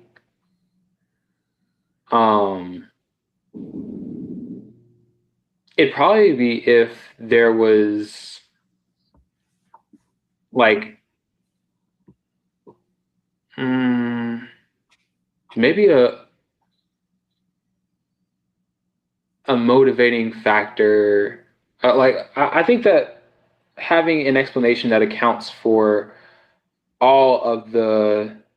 having an explanation with the most parsimonious explanation for like the data that we have more so, I think that would be a way for him to prove himself not prove himself, but prove the proposition as most likely, or at least more likely than the alternative. Well, my question wasn't what would Eliot have to do to prove it to you. My question was what would make it so that you would be convinced of something that went against the current belief you have of the Gospels. Yeah, and that's what I was explaining. I was saying like it would have to give more of an explanation for the data that we have presented to us. Right. So I guess what I'm saying is there wouldn't be a time where you would become settled with that. You would keep looking until something verified where you stand now.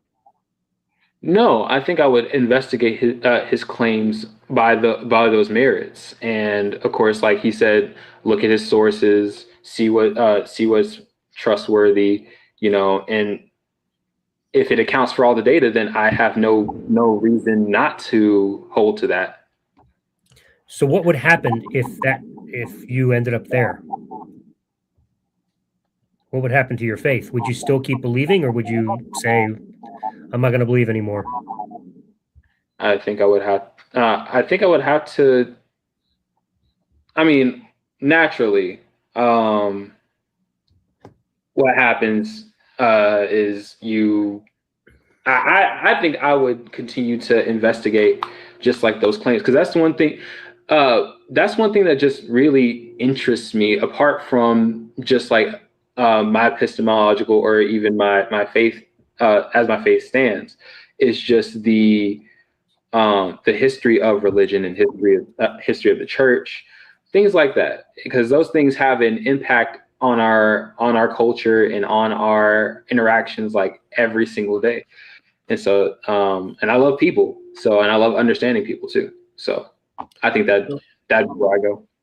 So as far as a parsimonious explanation, I'd ask you this. Have you ever heard of something called the synoptic problem? No, I have not heard of the synoptic problem. Okay. So this would be something that you could Google right up to the quickest, most simplest explanation.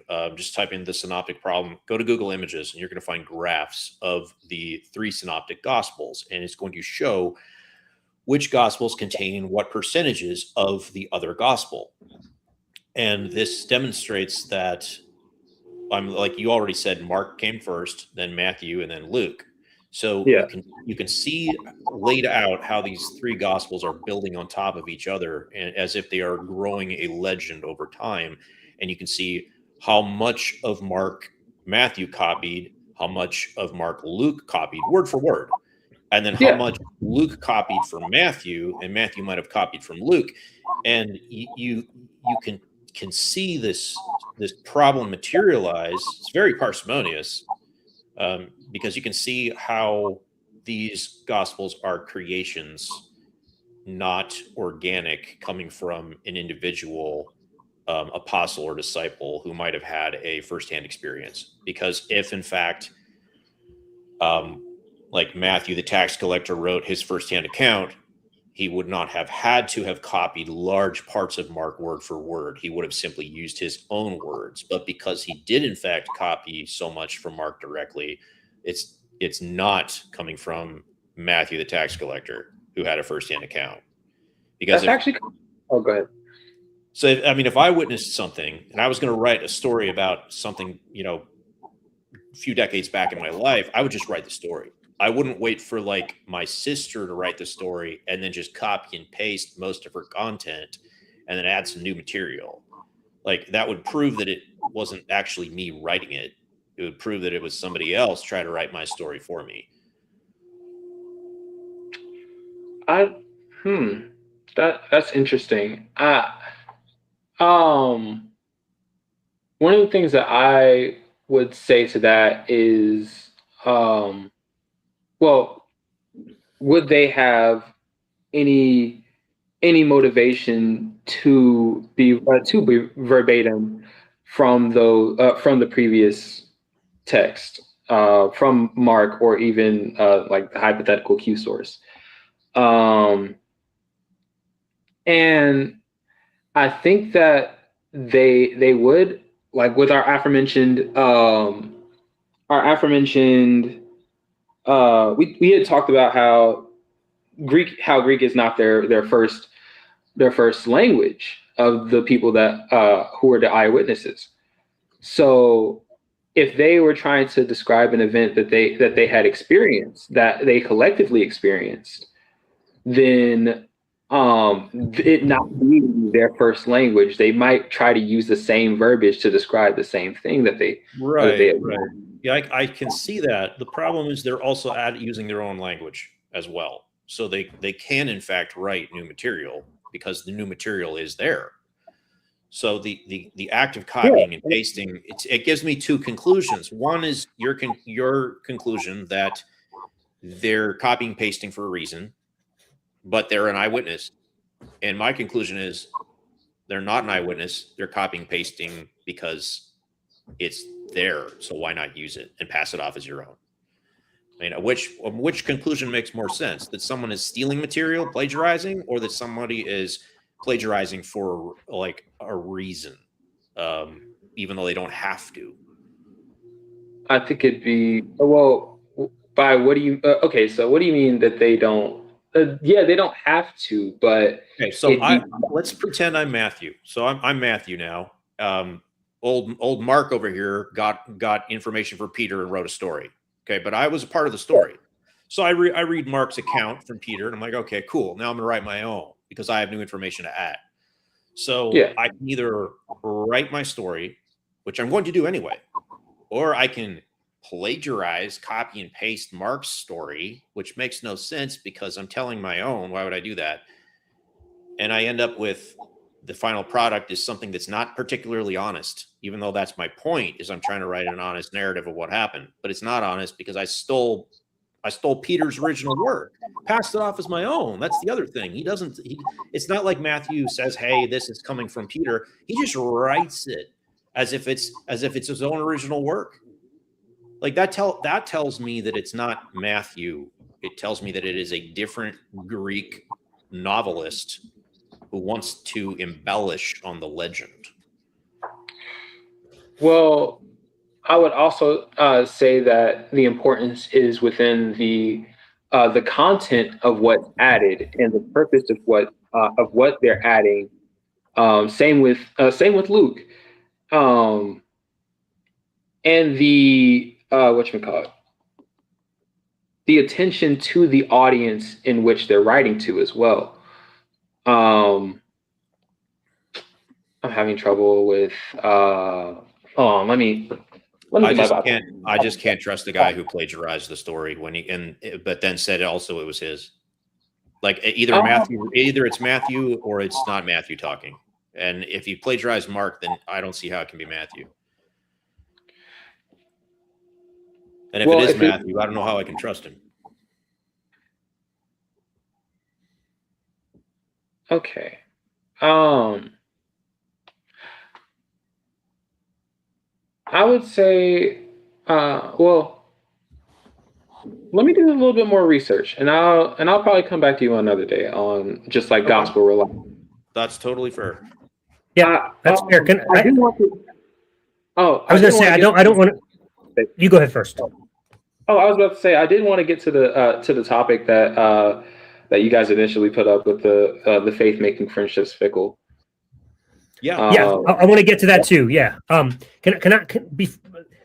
I promise you we're going to get there. Can I just ask you 2 or 3 quick questions? And I don't want it to be about this topic because you're going to research it and there's no point in doing it. But something you said earlier on, because it's been on my mind this whole conversation, you said that it's possible that the writers of the Gospels may have gotten some things wrong. Is that correct? Did I hear you correctly? Yeah. Okay. How do you know which things they got right?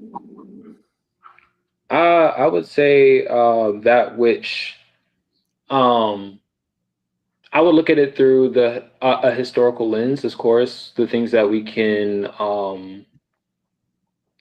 like look at geographically, look at politically, look at you know, anthropologically, like what's going on with the people at the time.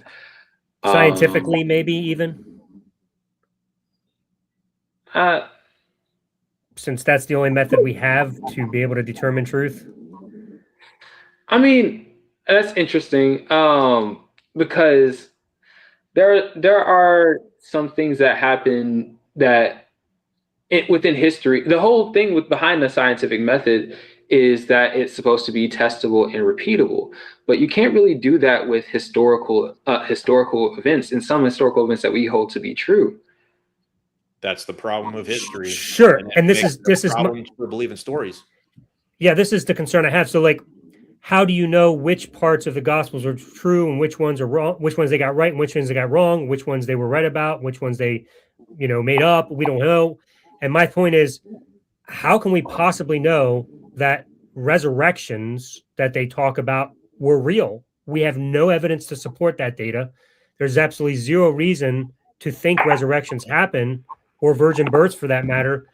And yet the story tells us they happen. And you said some of the things they may have gotten wrong. And I'm saying, how do you know they got that right? And if they didn't get that right, that pretty much destroys the whole Christian faith. And I think that also just, I would say that goes back to what I was mentioning earlier about Dale Allison's work with the just like the data that we have on just like what happens after Jesus is claimed to have risen from the dead, and investigating the claims of not only the disciples at the time, but also what we know about the early church and different commentaries on the early church, like from Josephus and Pliny the Younger and things like that. Yeah, sure, but none of those are contemporaries, so they weren't there to witness any of these events.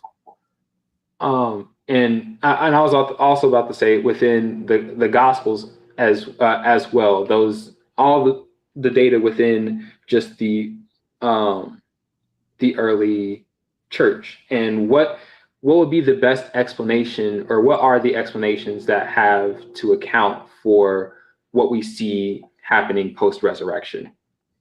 So, well, I mean, there's a lot of different possibilities is the whole point we've been at tonight.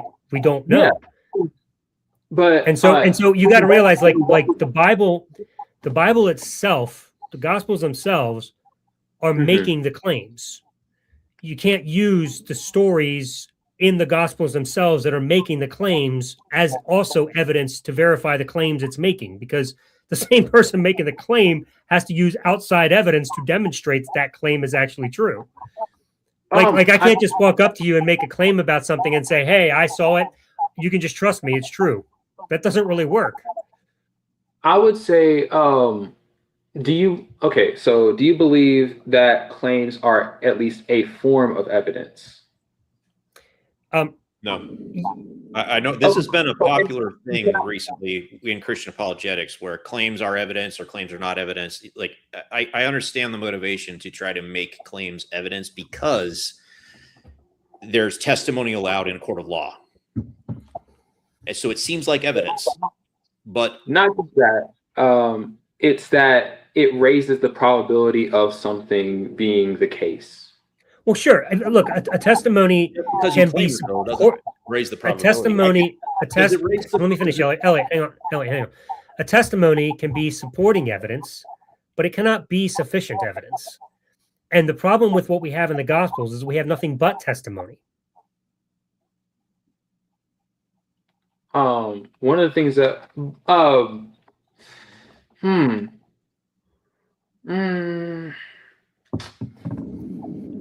but the things that I think that's also the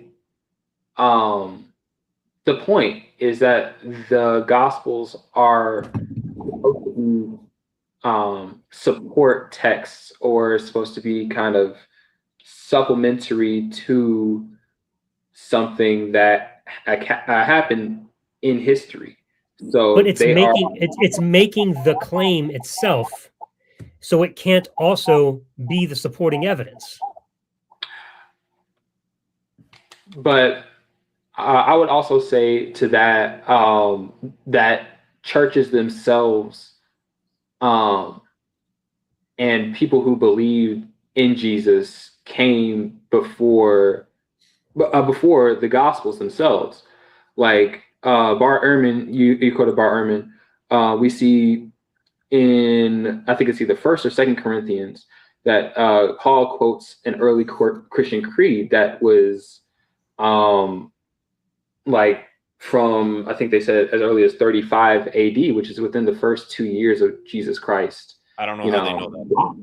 If Paul is the source of the creed, like, I don't know how we can date the creed to a particular decade. But that's the thing. Paul's not the source of the creed. He is quoting. Where he has to be the source of the creed for us, because where else do we find the creed? The only way we know that creed existed is through Paul. Yeah, it would be. Therefore, he's the source. There are other ways. That's one of the things that we kind of neglect. That oral tradition, or even just a word of mouth, is also a form of data that, unfortunately, we don't necessarily have. If I erase the data that we have to support those things, just like if I quoted you saying something that maybe we had an interaction in person. If I said, "Oh yeah, he said to me the other day that XYZ," you may not have exact like an audio recording to say that you said this, but me saying that you said that and it actually happened is sure, Zonius. But the difference is you're talking about things that are minuscule, things that are that we have no reason to question. Like, if I tell you I have $1 in my wallet, that's just not a big deal. If I say I have $1 million in my wallet, you're going to be like, yeah, prove it. When you're making a claim of something like a resurrection or a God existing, this is a little bit more than just, hey, my friends and I saw it, just trust us. That's just not good enough. You would never, ever allow that to be sufficient evidence in a murder case. Like, you would need more substantiating evidence than just, hey, we saw it. And so you're making a dramatic claim here that the Gospels are making dramatic claims about things that we have no evidence for whatsoever, things that are supernatural. And you're saying the testimony of people from 2,000 years ago that we've never met, can't verify their story, have conflicting stories about, are unsure whether or not they even wrote the texts themselves. And you're saying, but that's good enough. We're just going to believe that these things happened.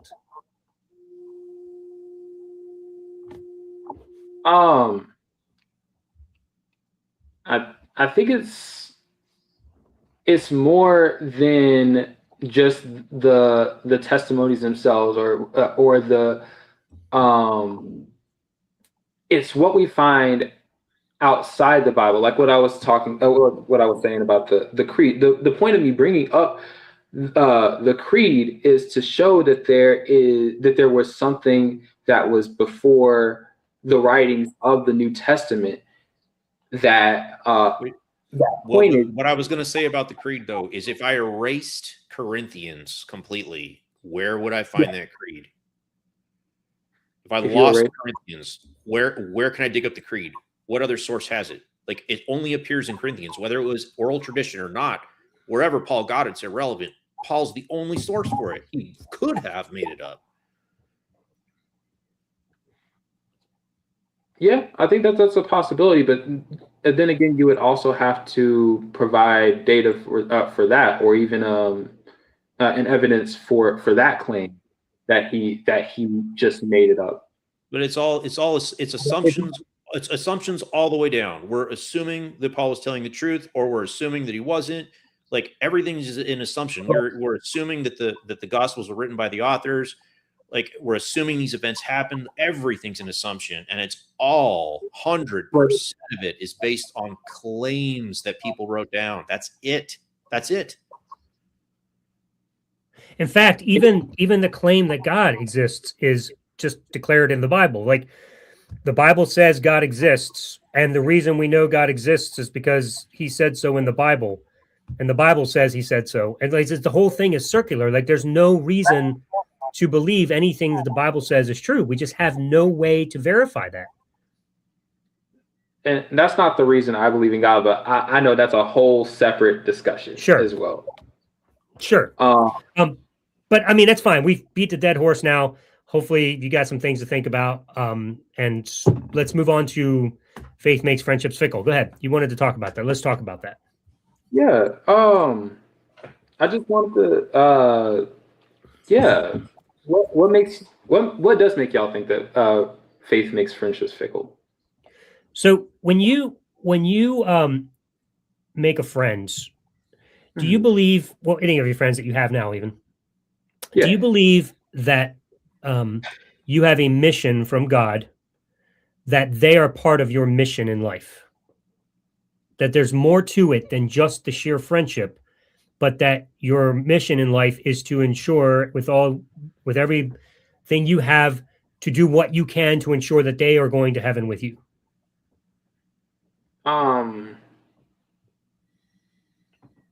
Not really. My mission is to love them, and does that include letting them know the gospel, or at least living the gospel out in my own life? Well, I'd ask you this. If you in fact are their friend the entire time you're friends with them, and you never give them your testimony, like, are you going to be judged for that? Does God see that as sin if you don't try to convert them in some way? If does God see that as sin? If you don't witness to them and you don't give them your testimony, will God hold you accountable for that? Technically, yeah. The Bible says that that we will give an account for every idle word. So it's like every careless word or deed that we do. Yeah. Why are you on earth? In your opinion? In my opinion, I would say that I'm on earth to be an image bearer of God. Exactly. So when you talk about idle words, is everything else that happens in your life that doesn't have to do with God idle?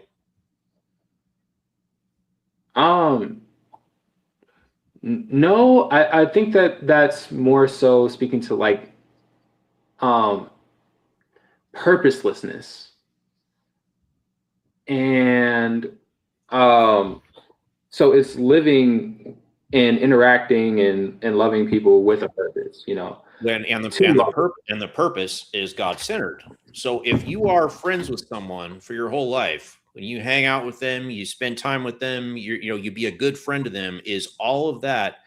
If you never bring it back to God and you don't use that time with them for God in some way to show him through you to them, is that not idle? idle time spent? Because none of the things that you do, like you go out to the lake and go fishing with your friends, like that's not going to carry into eternity. It has no weight to it. It's idle time. Like, now, see what I mean? I don't know. I don't think that itself is idle time. I mean, if you are literally showing the person or showing your friend that you genuinely care about them enough to want to just spend time with them, see how they're doing, that's love right there. I mean, Jesus, though he did go around. That doesn't get them to heaven. You could show them love their entire life, and they still could end up in hell. That's fine. The Bible doesn't say you have to convert everyone you meet. It just says to love your. The second commandment is like the first commandment. The first and greatest commandment is to love the Lord your God with all your heart, with all your soul, and with all your mind. And also the second one is to love your neighbor. And we see that Jesus all the time, he wasn't going around, even though he might have preached the gospel and did different sermons, we see oftentimes him, around people who may not have received the gospel. Like the time where he is eating with when the disciples said that he's eating with sinners, we don't see that he's necessarily preaching a sermon right there. He is literally just spending time with those folks.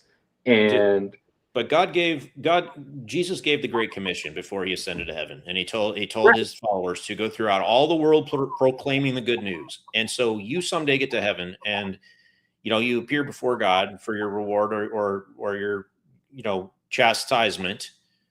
And God says, I told you to go throughout all the world and witness with the good news. And your neighbor who you claim to love was right there. You spent time with him. You were his friend. You never witnessed to him. And he never got the good news. Now he's in hell. Are you proud of yourself? Proud of myself. That's what God is asking. God is like, I told you to go and witness. And your neighbor was right there. You said you were his friend. You never witnessed to him. You never tried. That's something to be ashamed of, right? I think God would be more so, I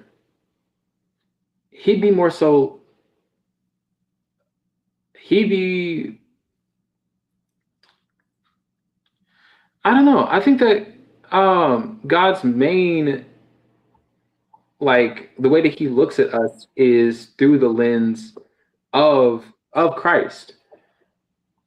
And you can have multiple different ways that you preach the gospel.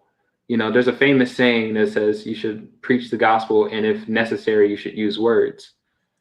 Well, I don't find that in the Bible, though. In my opinion, when I read the Bible, the gospel is the gospel. I can't preach it through, body language. I have to tell people Jesus is the way, the truth, and the life. Period. You have to get the message out there.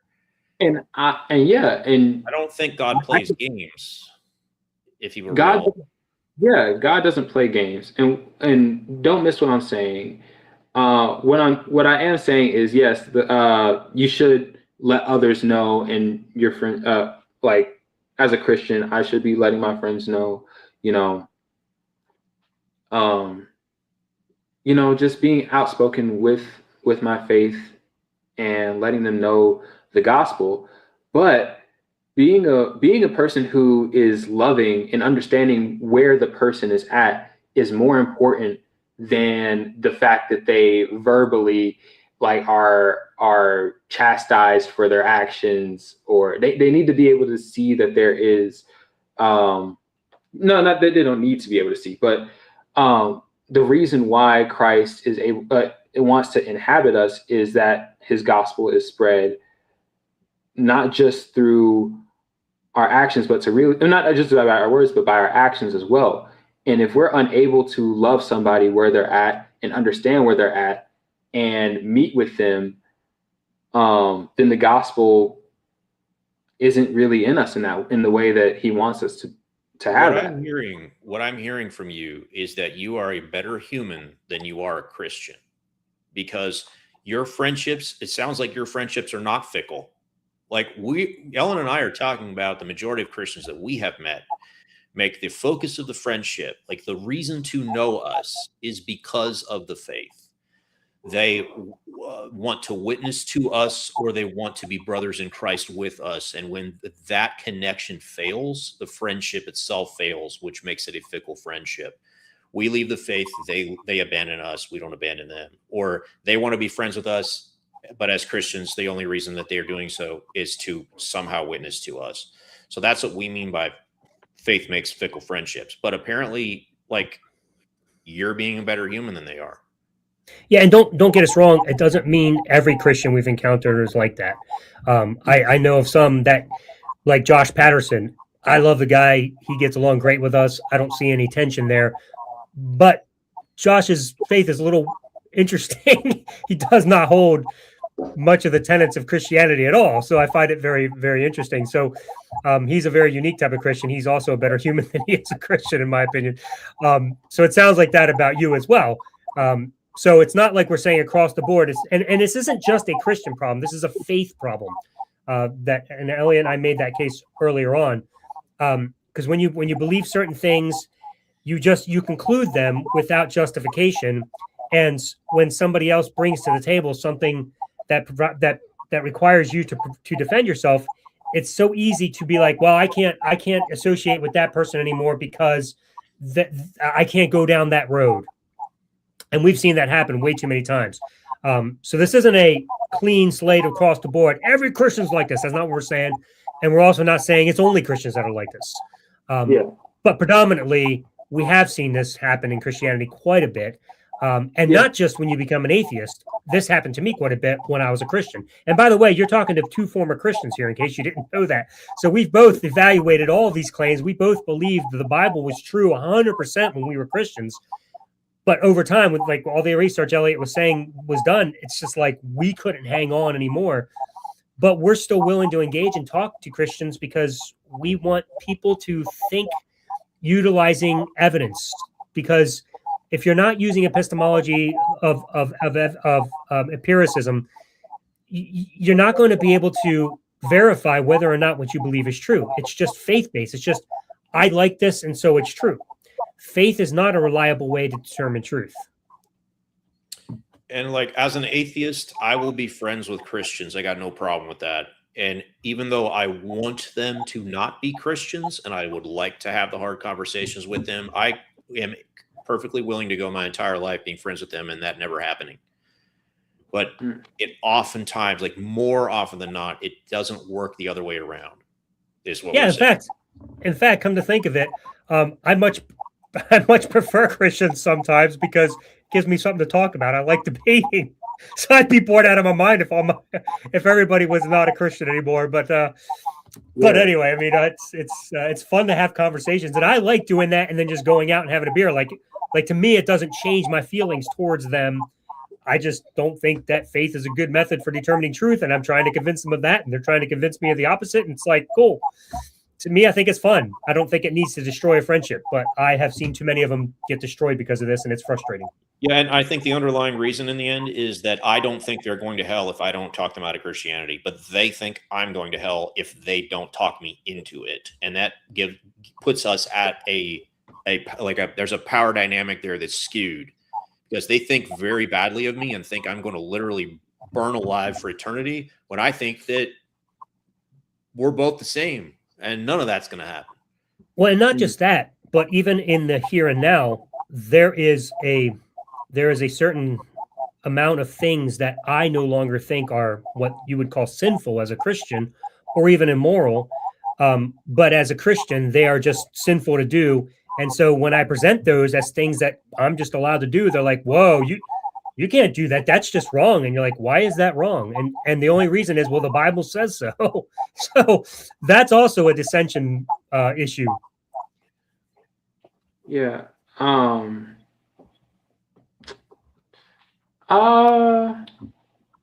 I agree. I think that to Elliot's point, I've also seen like some of my friends that that that have left the faith,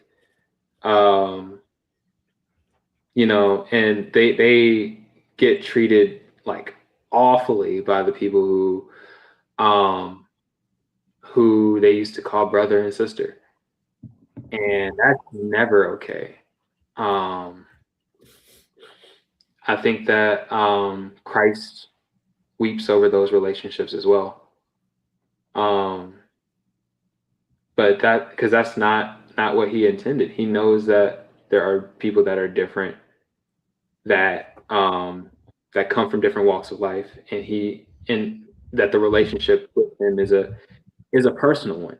And a lot of times those the brokenness in those relationships comes from the personal, what should we call it? Like the personal wants and expectations out of their relationships, rather than meeting the person exactly where they are.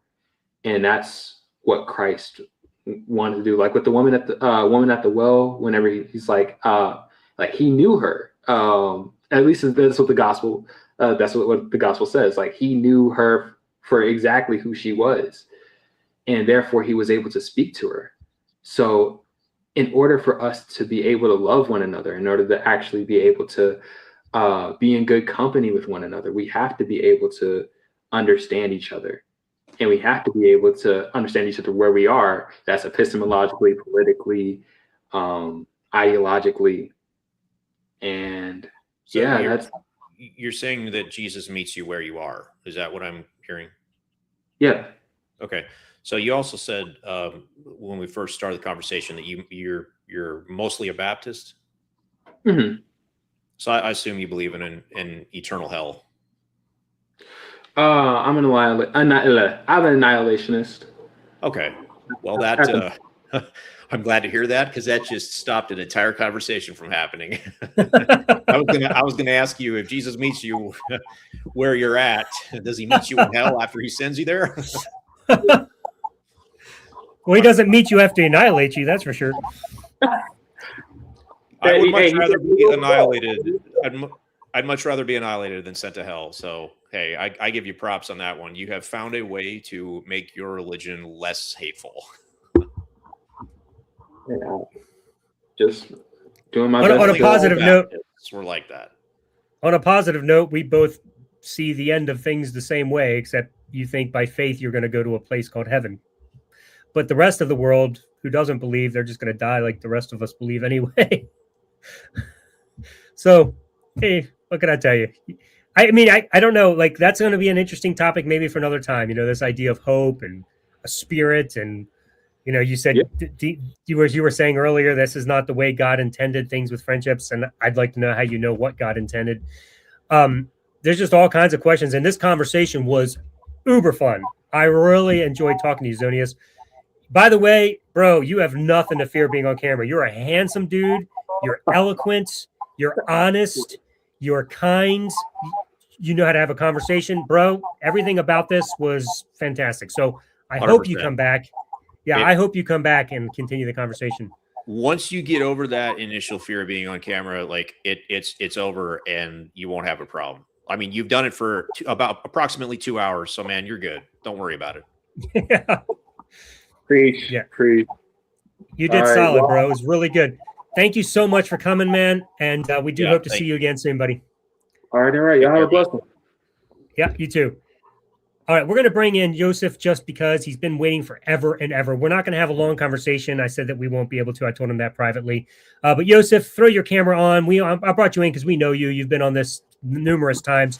And each week I tell you to come on earlier so we could have the conversation with you. But somebody always seems to jump in before you.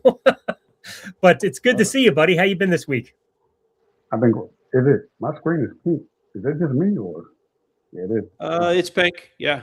But hey, we can see it, so it doesn't matter. You might want to turn up your microphone a little bit so we can hear you a little louder. Okay.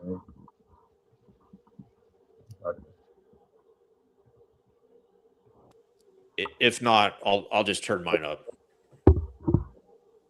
Mic check. Perfect. Okay, cool. Yeah, let's try to keep this short, and then we'll pick up again next week. Hopefully, you can hop in earlier, and we can have a conversation because it's getting late and we were chatting behind the scenes. So I know you understand. But I do want to talk to you for a minute because we do enjoy your conversation. So what do you got for us tonight, Joseph? Are you wanting to pick up where the last dude left off, or do you want to address like our topic tonight? The topic. It's your topic. So I think that's only fair. It only makes sense to me. Perfect. We can go in many different directions with everything he spoke. I wrote him down too. I was just listening.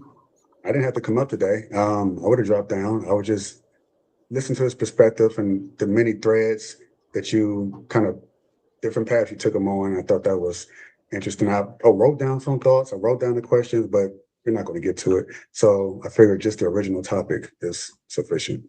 Okay. Well, it's all yours. What are your thoughts? You said faith makes friendships fickle. I saw someone in the comments say, and this is true, anything that's emotionally charged makes any sort of relationships fickle, whether it be politics, someone go from conservative to liberal, whether it be sexual orientation. Someone can be a mother and father could love their son or their daughter. They come out the closet, so to speak, and now all of a sudden, where does animosity come from, right? So there's no disagreement there, at least not from me. The issue isn't whether or not there are other things in the world that cause disturbances in friendships and relationships. The concern is whether or not faith is an additional thing that is unnecessary that causes friendships to have problems. So in our opinion, faith is useless. It is a method of drawing conclusions without sufficient justification. It never serves a good purpose because it doesn't depend on evidence for the conclusions that it draws. It literally just decides that something is true and becomes convinced of it. Usually because of brainwashing, upbringing, whatever you've been taught growing up, or if you've been convinced you're a sinner and you need a savior or whatever. So, and then most people have their own God and their own religious views and their own understanding of the Bible. Like the last guest we just had said he doesn't even think that the whole story of the Bible may be true. They may have gotten things wrong. Some Christians will be like, no, they have to get everything right. And so it'll just go all over the place. So by faith, you just basically make up whatever you want. And so if we're using that as a means of drawing conclusions, then now we also have tenets that we live by based upon those conclusions, and those tenets drive how we treat friendships. Like Elliot was talking to our last guest, are you telling people that they got to go to heaven? Are you helping them find a way to live forever? Are you telling people about God? Is God the foremost reason for the friendship? Is that ulterior motive? Or are you just friends because you're friends and no matter what happens, you're just going to be friends? That doesn't seem to be the norm. What the norm tends to be is once the person is no longer a Christian, you start to stray. And usually there's a condemnation of all the sins that this atheist is now doing. Eating babies is one of them. It's crazy the kinds of things that we've heard. So I'm just simply making the case that while there are other things, do we need to add to it with something called faith that is utterly useless to life? That would be my case. I would say faith is an essential component for life.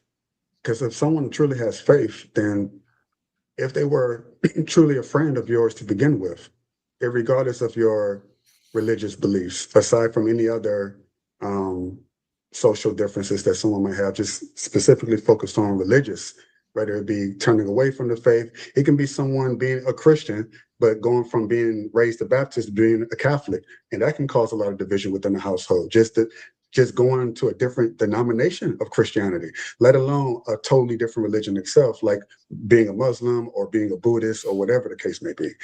But if someone truly had faith, then they wouldn't disown or toss aside or treat someone who they once called a friend ill because of a decision that they chose to make. Faith would allow that person to love that person through it, even if they disagreed with it. And at the same time, not you believe what I believe for it to be a requirement to be a friend of mine. Because when I read scripture, is all throughout the Bible. If Jesus is friends with, I guess you could say the deplorables, the tax collectors, the thieves, the murderers, even Judas himself, right? Knowing if he was to pre-foresee what Judas would do, still choosing to be his friend, if Jesus can do it, and if that story is true, then why is it difficult for Christians to do it with someone who is like they choose to be an atheist, or they choose to be Catholic instead of Baptist, they choose to be a Buddhist, or they but they turn, oh shit, I'm not straight, actually, I'm a gay guy. Whoa, that's a bad thing. Or how they treat women. So it's like, if Jesus can do it, then why can't the people who call themselves Christians can't do it? I don't know if that's a good example, though, because depending on your other theology, Jesus could actually be the one judging them in the end and like not being their friend. I mean, Jesus is not going to let the adulterous woman get away with it. He was using that as an object lesson, but that was a sin, and God's not okay with sin. He cannot tolerate it. So, and using Judas as an example is kind of weird, because wasn't Jesus using Judas to fulfill prophecy? Knowing that he had to be betrayed.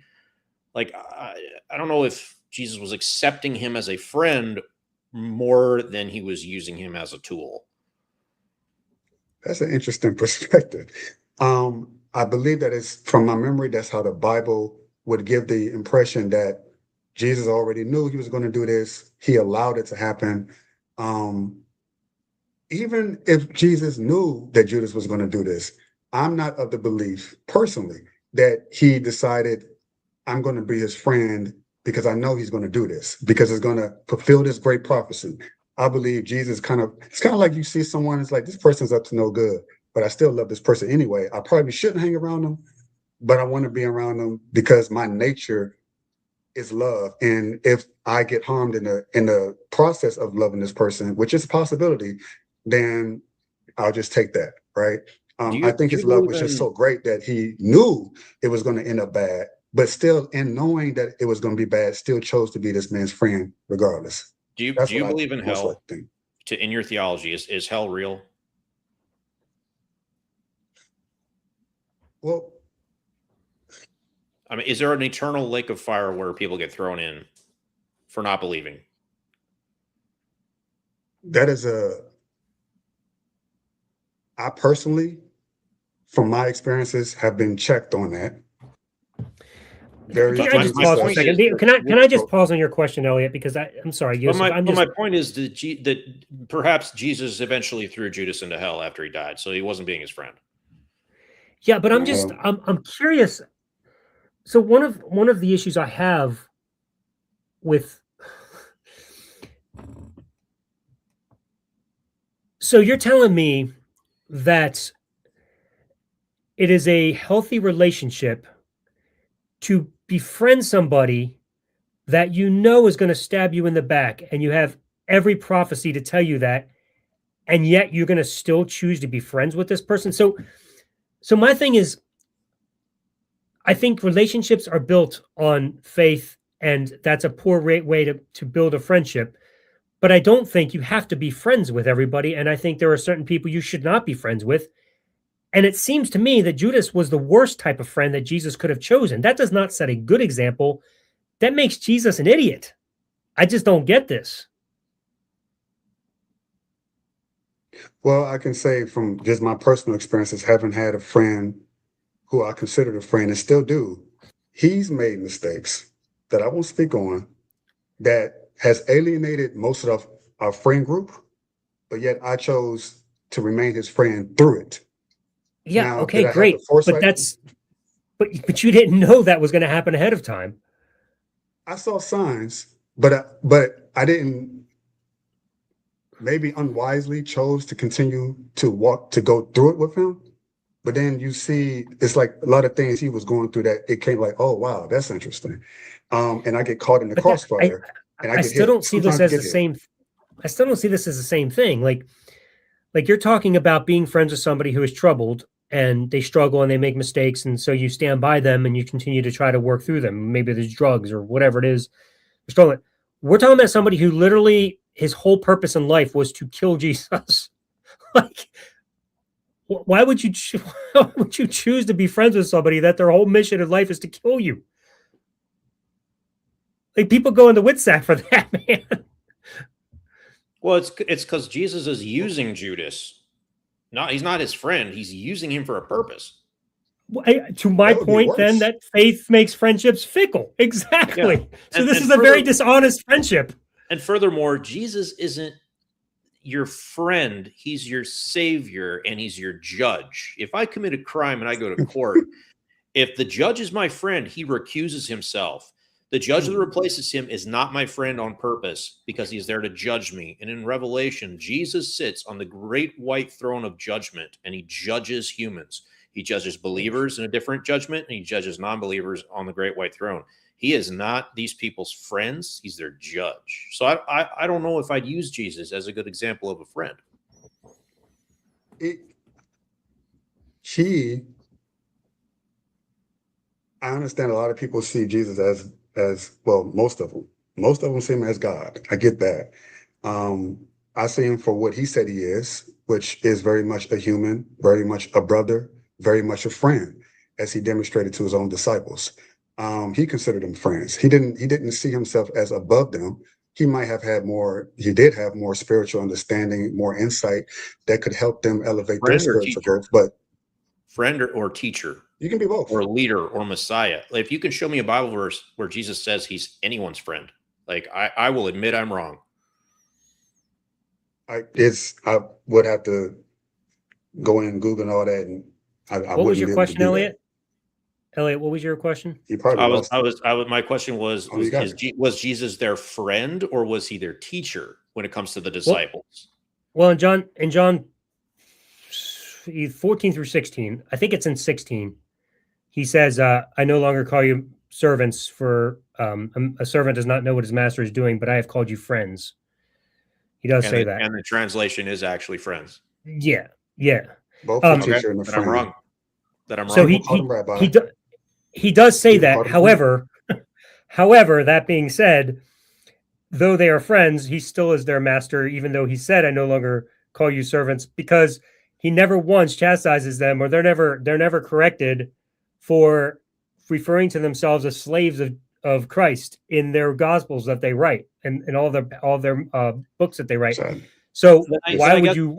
We'd have a philosophical disagreement on what makes a friend, because I don't think in the power dynamic of being someone's master or slave or servant or teacher or rabbi or Messiah that you could actually be their friend. I think friends have to be equals. So right. Well, the irony of the Bible is that it uses multiple analogies referring to the same relationship a lot of times. It's really bizarre. Like, it does that with Israel. Israel is God's son. It's also God's wife. Weird as shit. And I think there's one place, I think it's his daughter too. I can't remember. But so the different analogies can refer to the same people group or people. So in this case, Jesus was drawing one particular point with his apostles because he journeyed with them, but he in no way was saying you're not actually still my slaves, because you will be for life. But he was making a point there. And so, yes, he may say the words friends, but I'm not sure where that's going. I don't see how that's also a healthy demonstration of friendship if he says you're my friends and then turns around and lets them be his slaves forever. That's just weird. Yeah, I think this quickly becomes an extra religious philosophical debate, because I know people will call themselves friends of people that there is a power imbalance. And I mean, it's debatable whether that can be a genuine friendship. I'm not really here for that tonight. Or even brother, right? He would call, his disciple. It depends. Right? Friendship, you're right. Someone can be at one point a teacher, and then if that person gets to a certain position in terms of spiritual involvement, in this case, they would then be considered a friend, because now they're, like as you said, Elliot, they will be equals. But just like I could play the role of a friend to someone, I could also play the role of teacher to someone, play the role of brother to someone. It just depends on the person I'm speaking to. So I can understand how in the Bible it would refer to Jesus as brother, friend, teacher. Master is definitely one of them. Master might be, and I could be wrong, could be their version of saying teacher, like ancient language. We wouldn't say master today because of the connotations of what master means, but I believe at the time it was. except that the alternate to the master is the slave.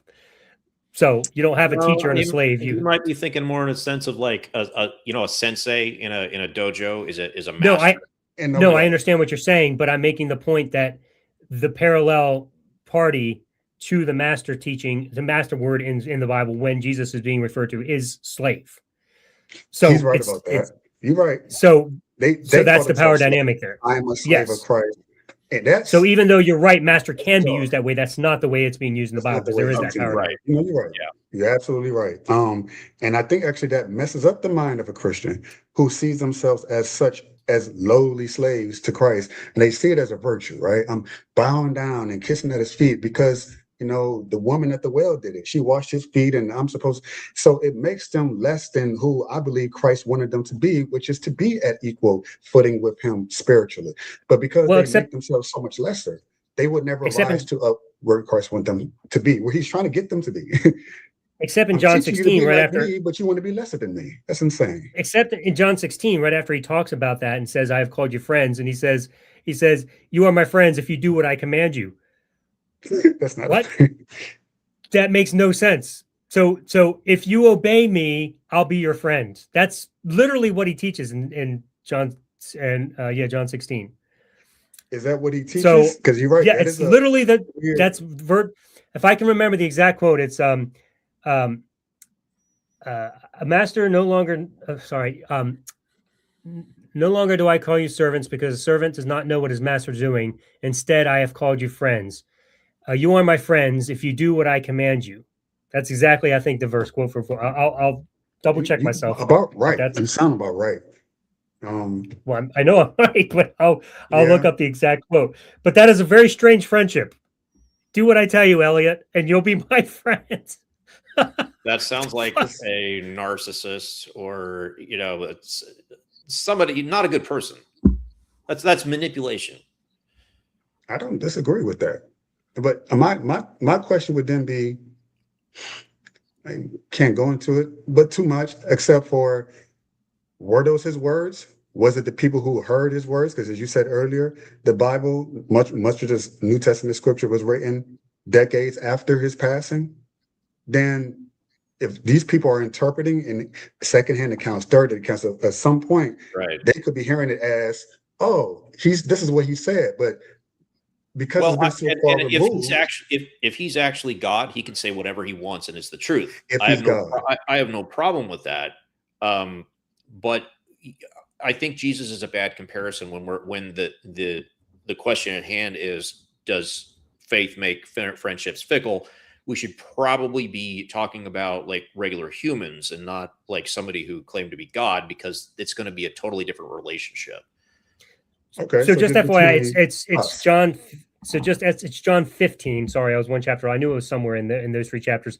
Here's the whole passage. As the Father has loved me, so have I loved you. Now remain in my love. If you keep my commandments, you will remain in my love, just as I have kept my Father's commandments and remain in his love.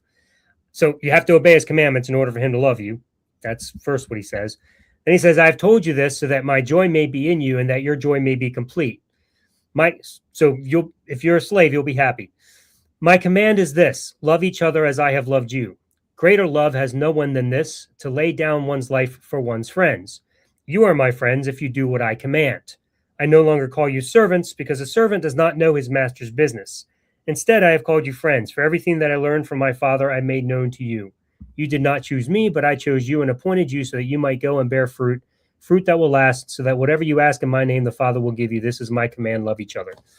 So it's a lot of really confusing. But okay, wait. I love that you brought that scripture up, because if his only command is that you love one another, that you love each other, then now you're my friend. I believe that's a very fair compromise, in that, yeah, if you're going to be my friend, then love other people, treat them with respect, with kindness, and now I consider you my friend. If you're not, you still got a lot of learning to do, buddy. So I'm still now your teacher, to teach you how to get to that point to where you can be kind to other people, be loving to other people now. So I don't think that's not a burden of, he's not like laying down these ground rules of everything you need to do. That is love, essentially. He's saying love other people, love yourself, love God, and I too will love you. I mean, just naturally. I think that's a very reasonable compromise. He's not making it so high of a barrier for someone to leap over and say, well, you got to do X, Y, Z, 1, 2, 3, like the Pharisees and Sadducees used to do. So I'm glad you brought that scripture out, because I wasn't quite now, if I knew it was there, but I think that's fair. I think that's now, actually a good scripture. if Christians could follow that when it comes to their relationships, then their friendships wouldn't be fickle, would they? I knew you was going to go there, and I agree. Because as an ex-Christian atheist, I've lost every Christian Wow. friendship that I had when I was a Christian. I didn't break those friendships off. I didn't stop being their friend. They stopped being mine because I was no longer in the faith. So the faith itself made those friendships fickle, and it wasn't my fault. So that, by definition, the question on the table has to be yes, faith does make friendships fickle. Maybe not all of them, but enough of them where we can make that statement, because they're not following Jesus' commands. Faith, if they I'm sorry, if they had the faith that Jesus had, then that faith would not have allowed them to make that friendship with you fickle. It would have actually strengthened. So if the key is love, is not based on what you believe or don't believe, if what Jesus himself said is love other people, then you would be my friend. If your friends were truly who they were, if anything, you exposed them for who they are. The other option is the story of Jesus is just a story, and that's why it doesn't work. Well, no, he gave the example of what qualifies to be a friend of Christ. And people call themselves Christians, and they were following Christ, they would follow that very scripture that he said. But Alan proved the point. If there was actual power behind the gospel, and it's my claim there isn't. The gospel has no power, therefore Jesus' recommendations and teachings don't actually work, even if they are followed. It's just that people still have free will. They still have choice. They can believe that they're following the gospel until they put in a situation, for example, Elliot, where someone like yourself, who they perceive, everything is hunky-dory when you're following everything that they know. You're not challenging their beliefs. You're not challenging their identity until you go the opposite route. Now they actually have to put into play what Alan just spoke about, what Christ said, hey, if you love others and respect others, then I love you too, regardless of your faith or your beliefs or whatever. They didn't do it. It says more about them than it does about you, Elliot. No, because they claim as a group, as individuals and as a group, they claim to be their lives are changed by the gospel, and this gives them the ability to live out this life in the correct way with supernatural guidance and power as new people in Christ. My claim is that's bullshit. The gospel has no power. That's why they continue to fail consistently at living out the gospel. But not only that, hang on. So even if, let's just say the gospel's power has nothing to do with it. Let's just say, according to Jesus's words just here, the interpretation you just gave of it, the condition for Jesus to love you is that you love others. That's the condition. Now, let me ask you a question. Do you think that our love for somebody else should be contingent upon what they believe? Should it be? No. So if you believe something, then if I believe what I believe now and you believe what you believe now, we can still love each other, right? Yeah. And we should. Cool. So let me give you an example then from my life. When I was a youth pastor at a church in Florida, I became what's known as a full preterist. I believed that all the prophecies in the Bible were fulfilled in 70 AD. Just a change in belief. Nothing else. And it wasn't even like a change in lifestyle. It wasn't like I was promoting promiscuous living. I wasn't talking about, hey, teenagers, let's start. Believed in Jesus. I still believe Jesus. I wasn't teaching that we should steal or kill. Literally just changed my view of the end times. Like nothing big. Okay. The church kicked me out. Well, and in a sense they had to, because their doctrinal beliefs didn't line up with mine, even though I told him, hey, I won't teach it. I'll still teach what you guys believe here, but this is what I believe. Didn't matter. And I didn't get a chance to defend myself. I didn't get a chance to stand before the presbytery and make a defense for my case. Just, well, we already know you're wrong because the creeds tell us, and they just booted me. I wasn't allowed to say goodbye to the teens. I wasn't allowed to say goodbye to people in the church. They ousted me like fast, like that. Like it was a crazy thing. It was like they treated me like I had raped a girl or something. That was really weird, dude. And literally that's all it was, just a change in beliefs. They made a public statement to the church about all the things that I supposedly believed, which none of it was true because they were trying to say what I believed and never asked me what I believed. So it was just really weird stuff. And then I got a lot of hate mail from people in the congregation telling me, I want you to unfriend my teen. Don't ever talk to us again, like stuff like that. It's fine. It's over. I mean, it's years and years ago. So I'm like, well over it. But I'm telling you all this to make a point, bring home an example. Do you think that they did the loving thing? Man, dude, I'm getting chills, man, hearing that. That is extremely disturbing. Well, obviously that's my answer, right? Even if your belief radically changed,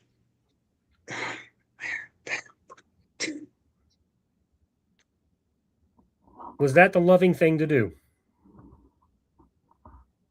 certainly not what Christ would have did.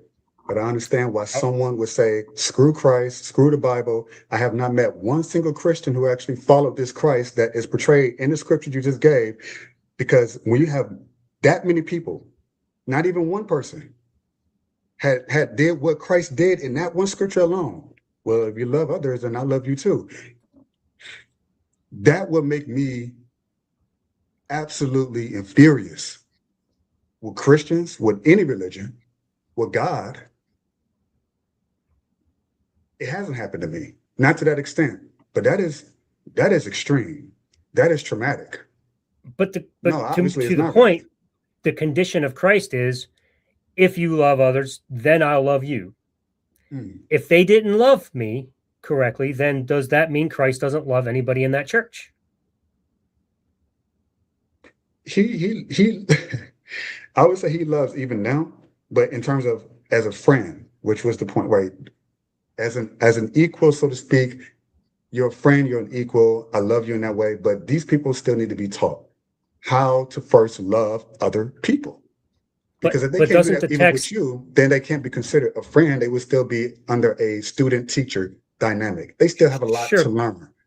But didn't Jesus say, wow, I love, if you love others, then my love will abide with you. Like the exact teaching he was telling them there, that this is the condition. I will love you if you love others. And if they're not doing that, then how can we guarantee that Christ loves anybody? How can you tell anymore who Christ actually loves and who he doesn't based upon how Christians act?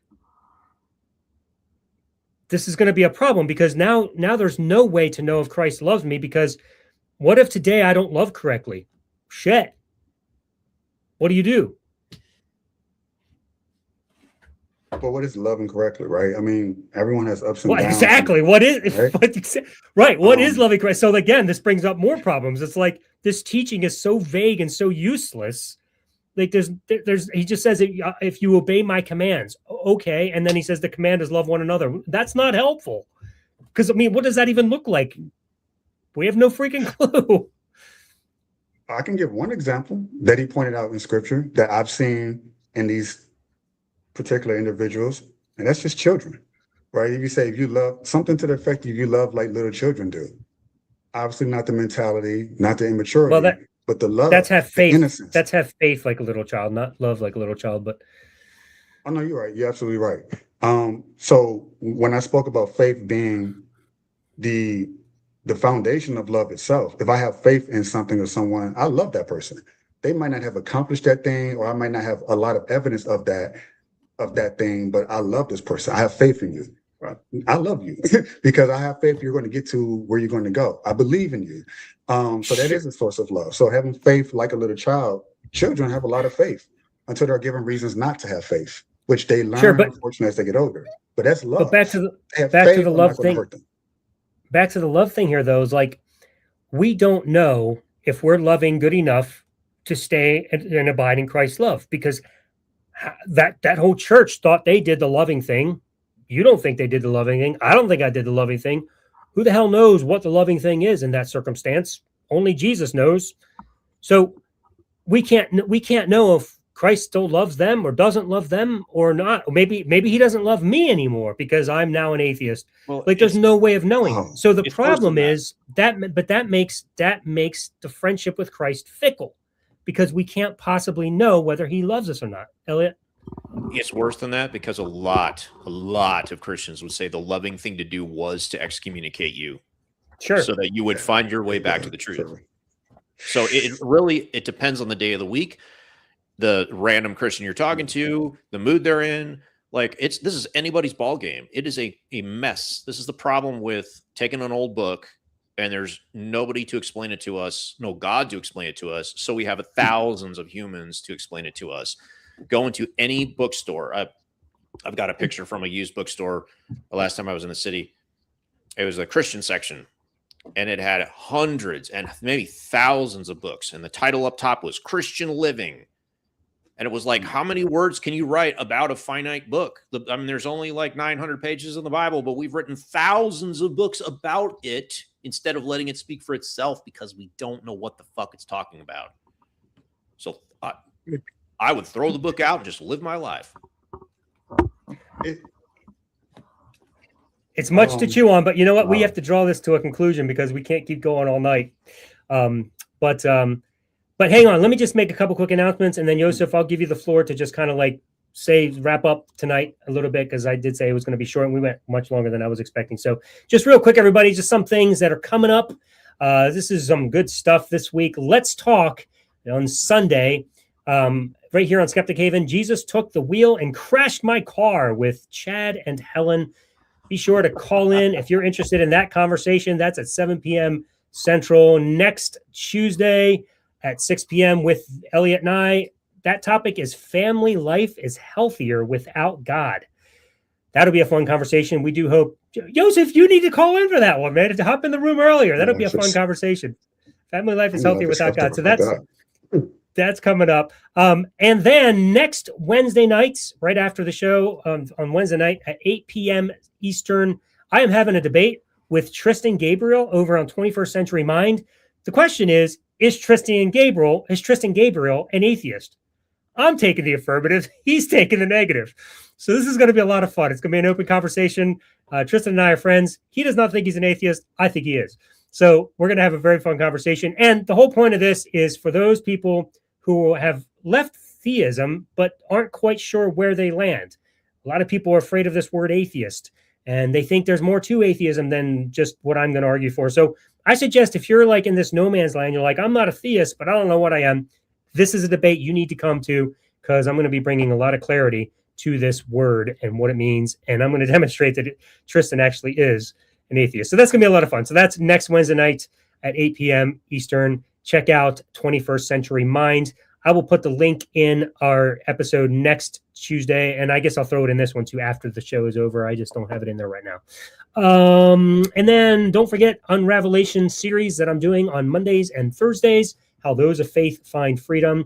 These episodes correlate with the Deconversionists each week, so make sure you check that out. Go to the Unraveler AB and make sure you subscribe and check out those episodes. They're about 8 to 12 minutes each week, each episode. So do that. Link is in the info. Make sure you check that out. Don't forget to join us on Deconversion Nation on Facebook. It is a great place to come and continue this conversation and have dialogue between theists and atheists. It's a really friendly environment. So we hope you'll come. If you're a Christian, ask questions, get answers directly from atheists, not what people tell you atheists say. And there's a lineup for the whole week.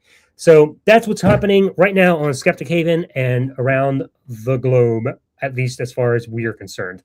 So that's it for announcements. Joseph, why don't you go ahead and give us your thoughts to kind of end things, and then I'll let Elliot, and then I'll just end the night.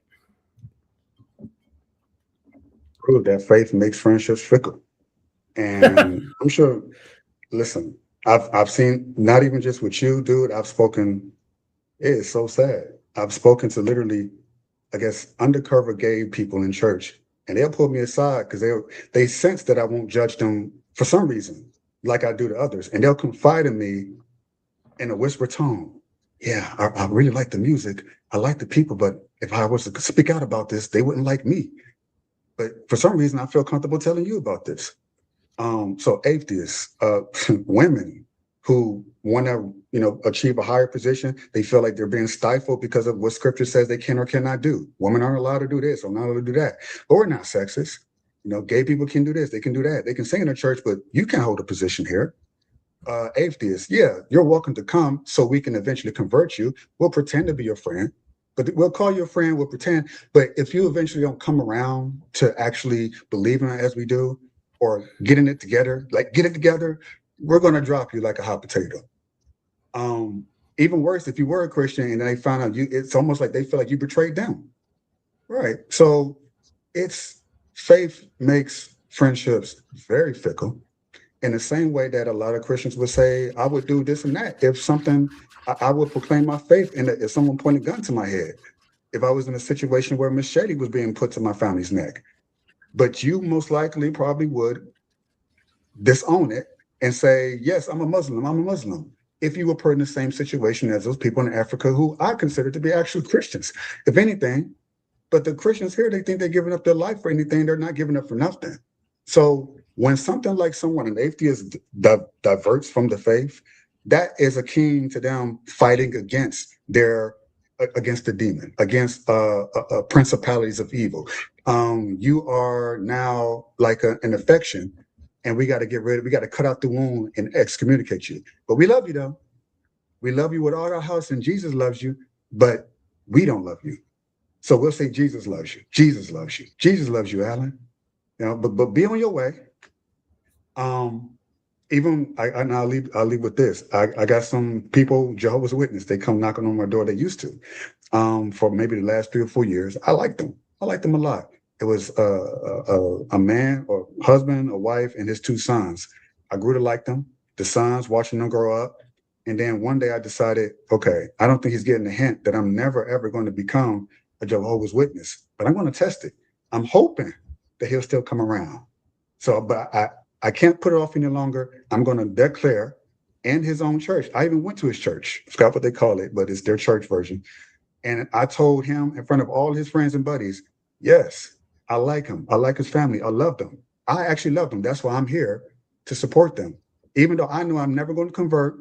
So I made sure he heard it. I made sure everyone heard it. I'm never, ever going to convert, but I'm more than happy to come to your service because I love you guys. I haven't seen him since. It's been a couple of months. Now that is a very mild version of what happened to me compared to Alan. So I wasn't, that is a stream. But to me, that was like, I see. So all that, hey, come on now, brother, come on now. We love you. We want to, was it really love? It was conditional. But they don't understand. They think it's love by not allowing me to be a part of that community, which I would have been happy to do. Just don't try to convert me into anything that you believe. That's conditional, fine. But I can't be a part of that. So you stood on your principles, Alan. You stood on them. You could have easily decided, you know what, this atheist thing, I'm comfortable with these friends that I made, these people, I'm just going to go back and do that. Gay people do that. They've done that. I was, but I'm not gay no more. No, you can't just not be that. So you'll deny yourself and your truth and loving yourself so other people can love you. But in the process of doing that, destroying yourself, your character, your spirit, and those people end up doing harm to themselves because of that. Because they're always looking for this approval that doesn't exist from people.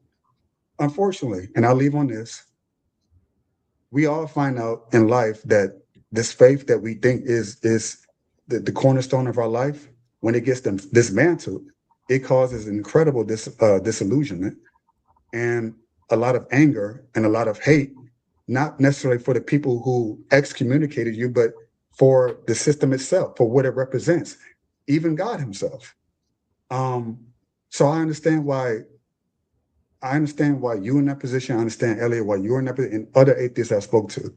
I get why they would leave. And I would say the answer was never in the church to begin with. The answer was always to go directly to God. But the mistake that we make, the part that we play in this, is that we go to other people thinking that God is in all these people who claim to know God, who claim to love their neighbor, until they're in a position where they actually have to love their neighbor. Oh, wait. We'll make a condition on that one. You can just kind of scoot aside because, well, we love you, right? It's the facade of everything. And unfortunately, that's just the way it is. So what's the solution? For me, it was God. That's it, going straight to the source. And in that, I can love those who don't love me as much as I love them. That's where I get the strength to do that from. That's it. That's all I got. And I appreciate you guys having me up tonight. This has been a great conversation. Absolutely, it has been. And just for the record, that incident was not the reason I left Christianity. No incidents like that where I planted a whole church and hung on for 10 more years after that. It was nothing to do with it. I tried to go to God and God just wasn't there anymore. And that's why I left Christianity, because I just couldn't, I was no longer convinced God exists, because he just there's no good reason to think he was there. He never talked back to me. In fact, I lost my faith in the middle of a prayer. That's how it ended for me. So, when people say, well, you got to seek God and talk to God and look for him, I'm like, I was freaking praying to him in the middle of that prayer is when I just lost my faith. And I was like, what the hell am I doing? So anyway, I didn't mean to go on a rant, but I just wanted you to know that incident had nothing to do with me departing Christianity at all. I hung on pretty good, man. I've been mistreated a lot in Christianity because of different reasons, but I still believed in God's glory and fought hard for it all the way to the end. So that wasn't anything to do with it. But anyway, Elliot, I told you you'd have the last word on this. Go ahead. Yeah, I'll just end with this. Atheism leaves no room for excuses. So if you have a Christian who is a fickle friend, they will make up rationalizations for it. But an atheist has to own it. Accountability. Taking accountability for your own decisions. Instead of saying, well, God wouldn't want me to be your friend. It's no, you don't want to be my friend. Well, God told me to love you. Wait, but do you love me? Or are you doing it? You loving me because God's telling you to love me. So do you really love me? It's all these weird gymnastics that I don't have like to play. As an atheist, I don't have the God excuse for anything. I have to own my decisions. So if I stop being your friend, it's because I have to make that decision for myself. I'm not going to throw it off on Jesus. Right. You don't break up with the girlfriend because of God anymore. I used to do that. Anyway, Joseph, I personally think you're more moral than the Bible itself. So I think you'd be a much better person without having to rely on it and trying to go to it and trying to make excuses for stuff. Dude, you have a far better head on your shoulders than you give yourself credit for. I would rather have you as a friend than Jesus. Any day of the week. Because at least you exist. Yeah, well, that's for sure. You exist, and also I don't have to question whether or not you love me the next day because of my beliefs. Crazy. Anyway, one more thing. Hold on, just one quick. I would say if Jesus did exist, you would be his best friend, because I believe Jesus would see you atheists as you guys are reasonable. You're logical. You're rational. Unlike a lot of these Christians who claim to know. That's not going to save me from hell. Yeah, it's not going to save me from hell. The Jesus that I know in the Bible is going to throw me right into the lake of fire for not believing that he was God. So it doesn't matter how rational he thinks I am. I'm still cursed. Oh, he doesn't. If we can get past that, then Jesus and I can be friends. But if Jesus is going to throw me in the lake of fire, we cannot be friends. If you want to know, no, that's too far. That's too far. This is going to sound crazy, but let's just say the Jesus that people are expecting to come back 2,000 years, I would argue that he's already here, and not in a cult-like way, not in the drinking the Kool-Aid way, not in the John that's in Brazil way, or this is the guy. And that's what I'm saying. The things he was saying about atheists is like, whoa, these atheists will love you, because he agrees with a lot of the things y'all talk about. I tell you, not the one in the Bible, the real guy. Let's hold that thought. That's a whole different thing, though. Let's hold that thought. You can come back next week and we'll talk about Jesus and what he's supposed to appear as on earth. But sounds good. I think we got around this out. We're almost 3 hours. But that was fun. Joseph, thanks for joining us. It's always a pleasure talking to you. It's fun. Y'all, remember, everybody, every Christian has their own version of Christianity. We're here to unravel your conversion. Have a great night, everybody.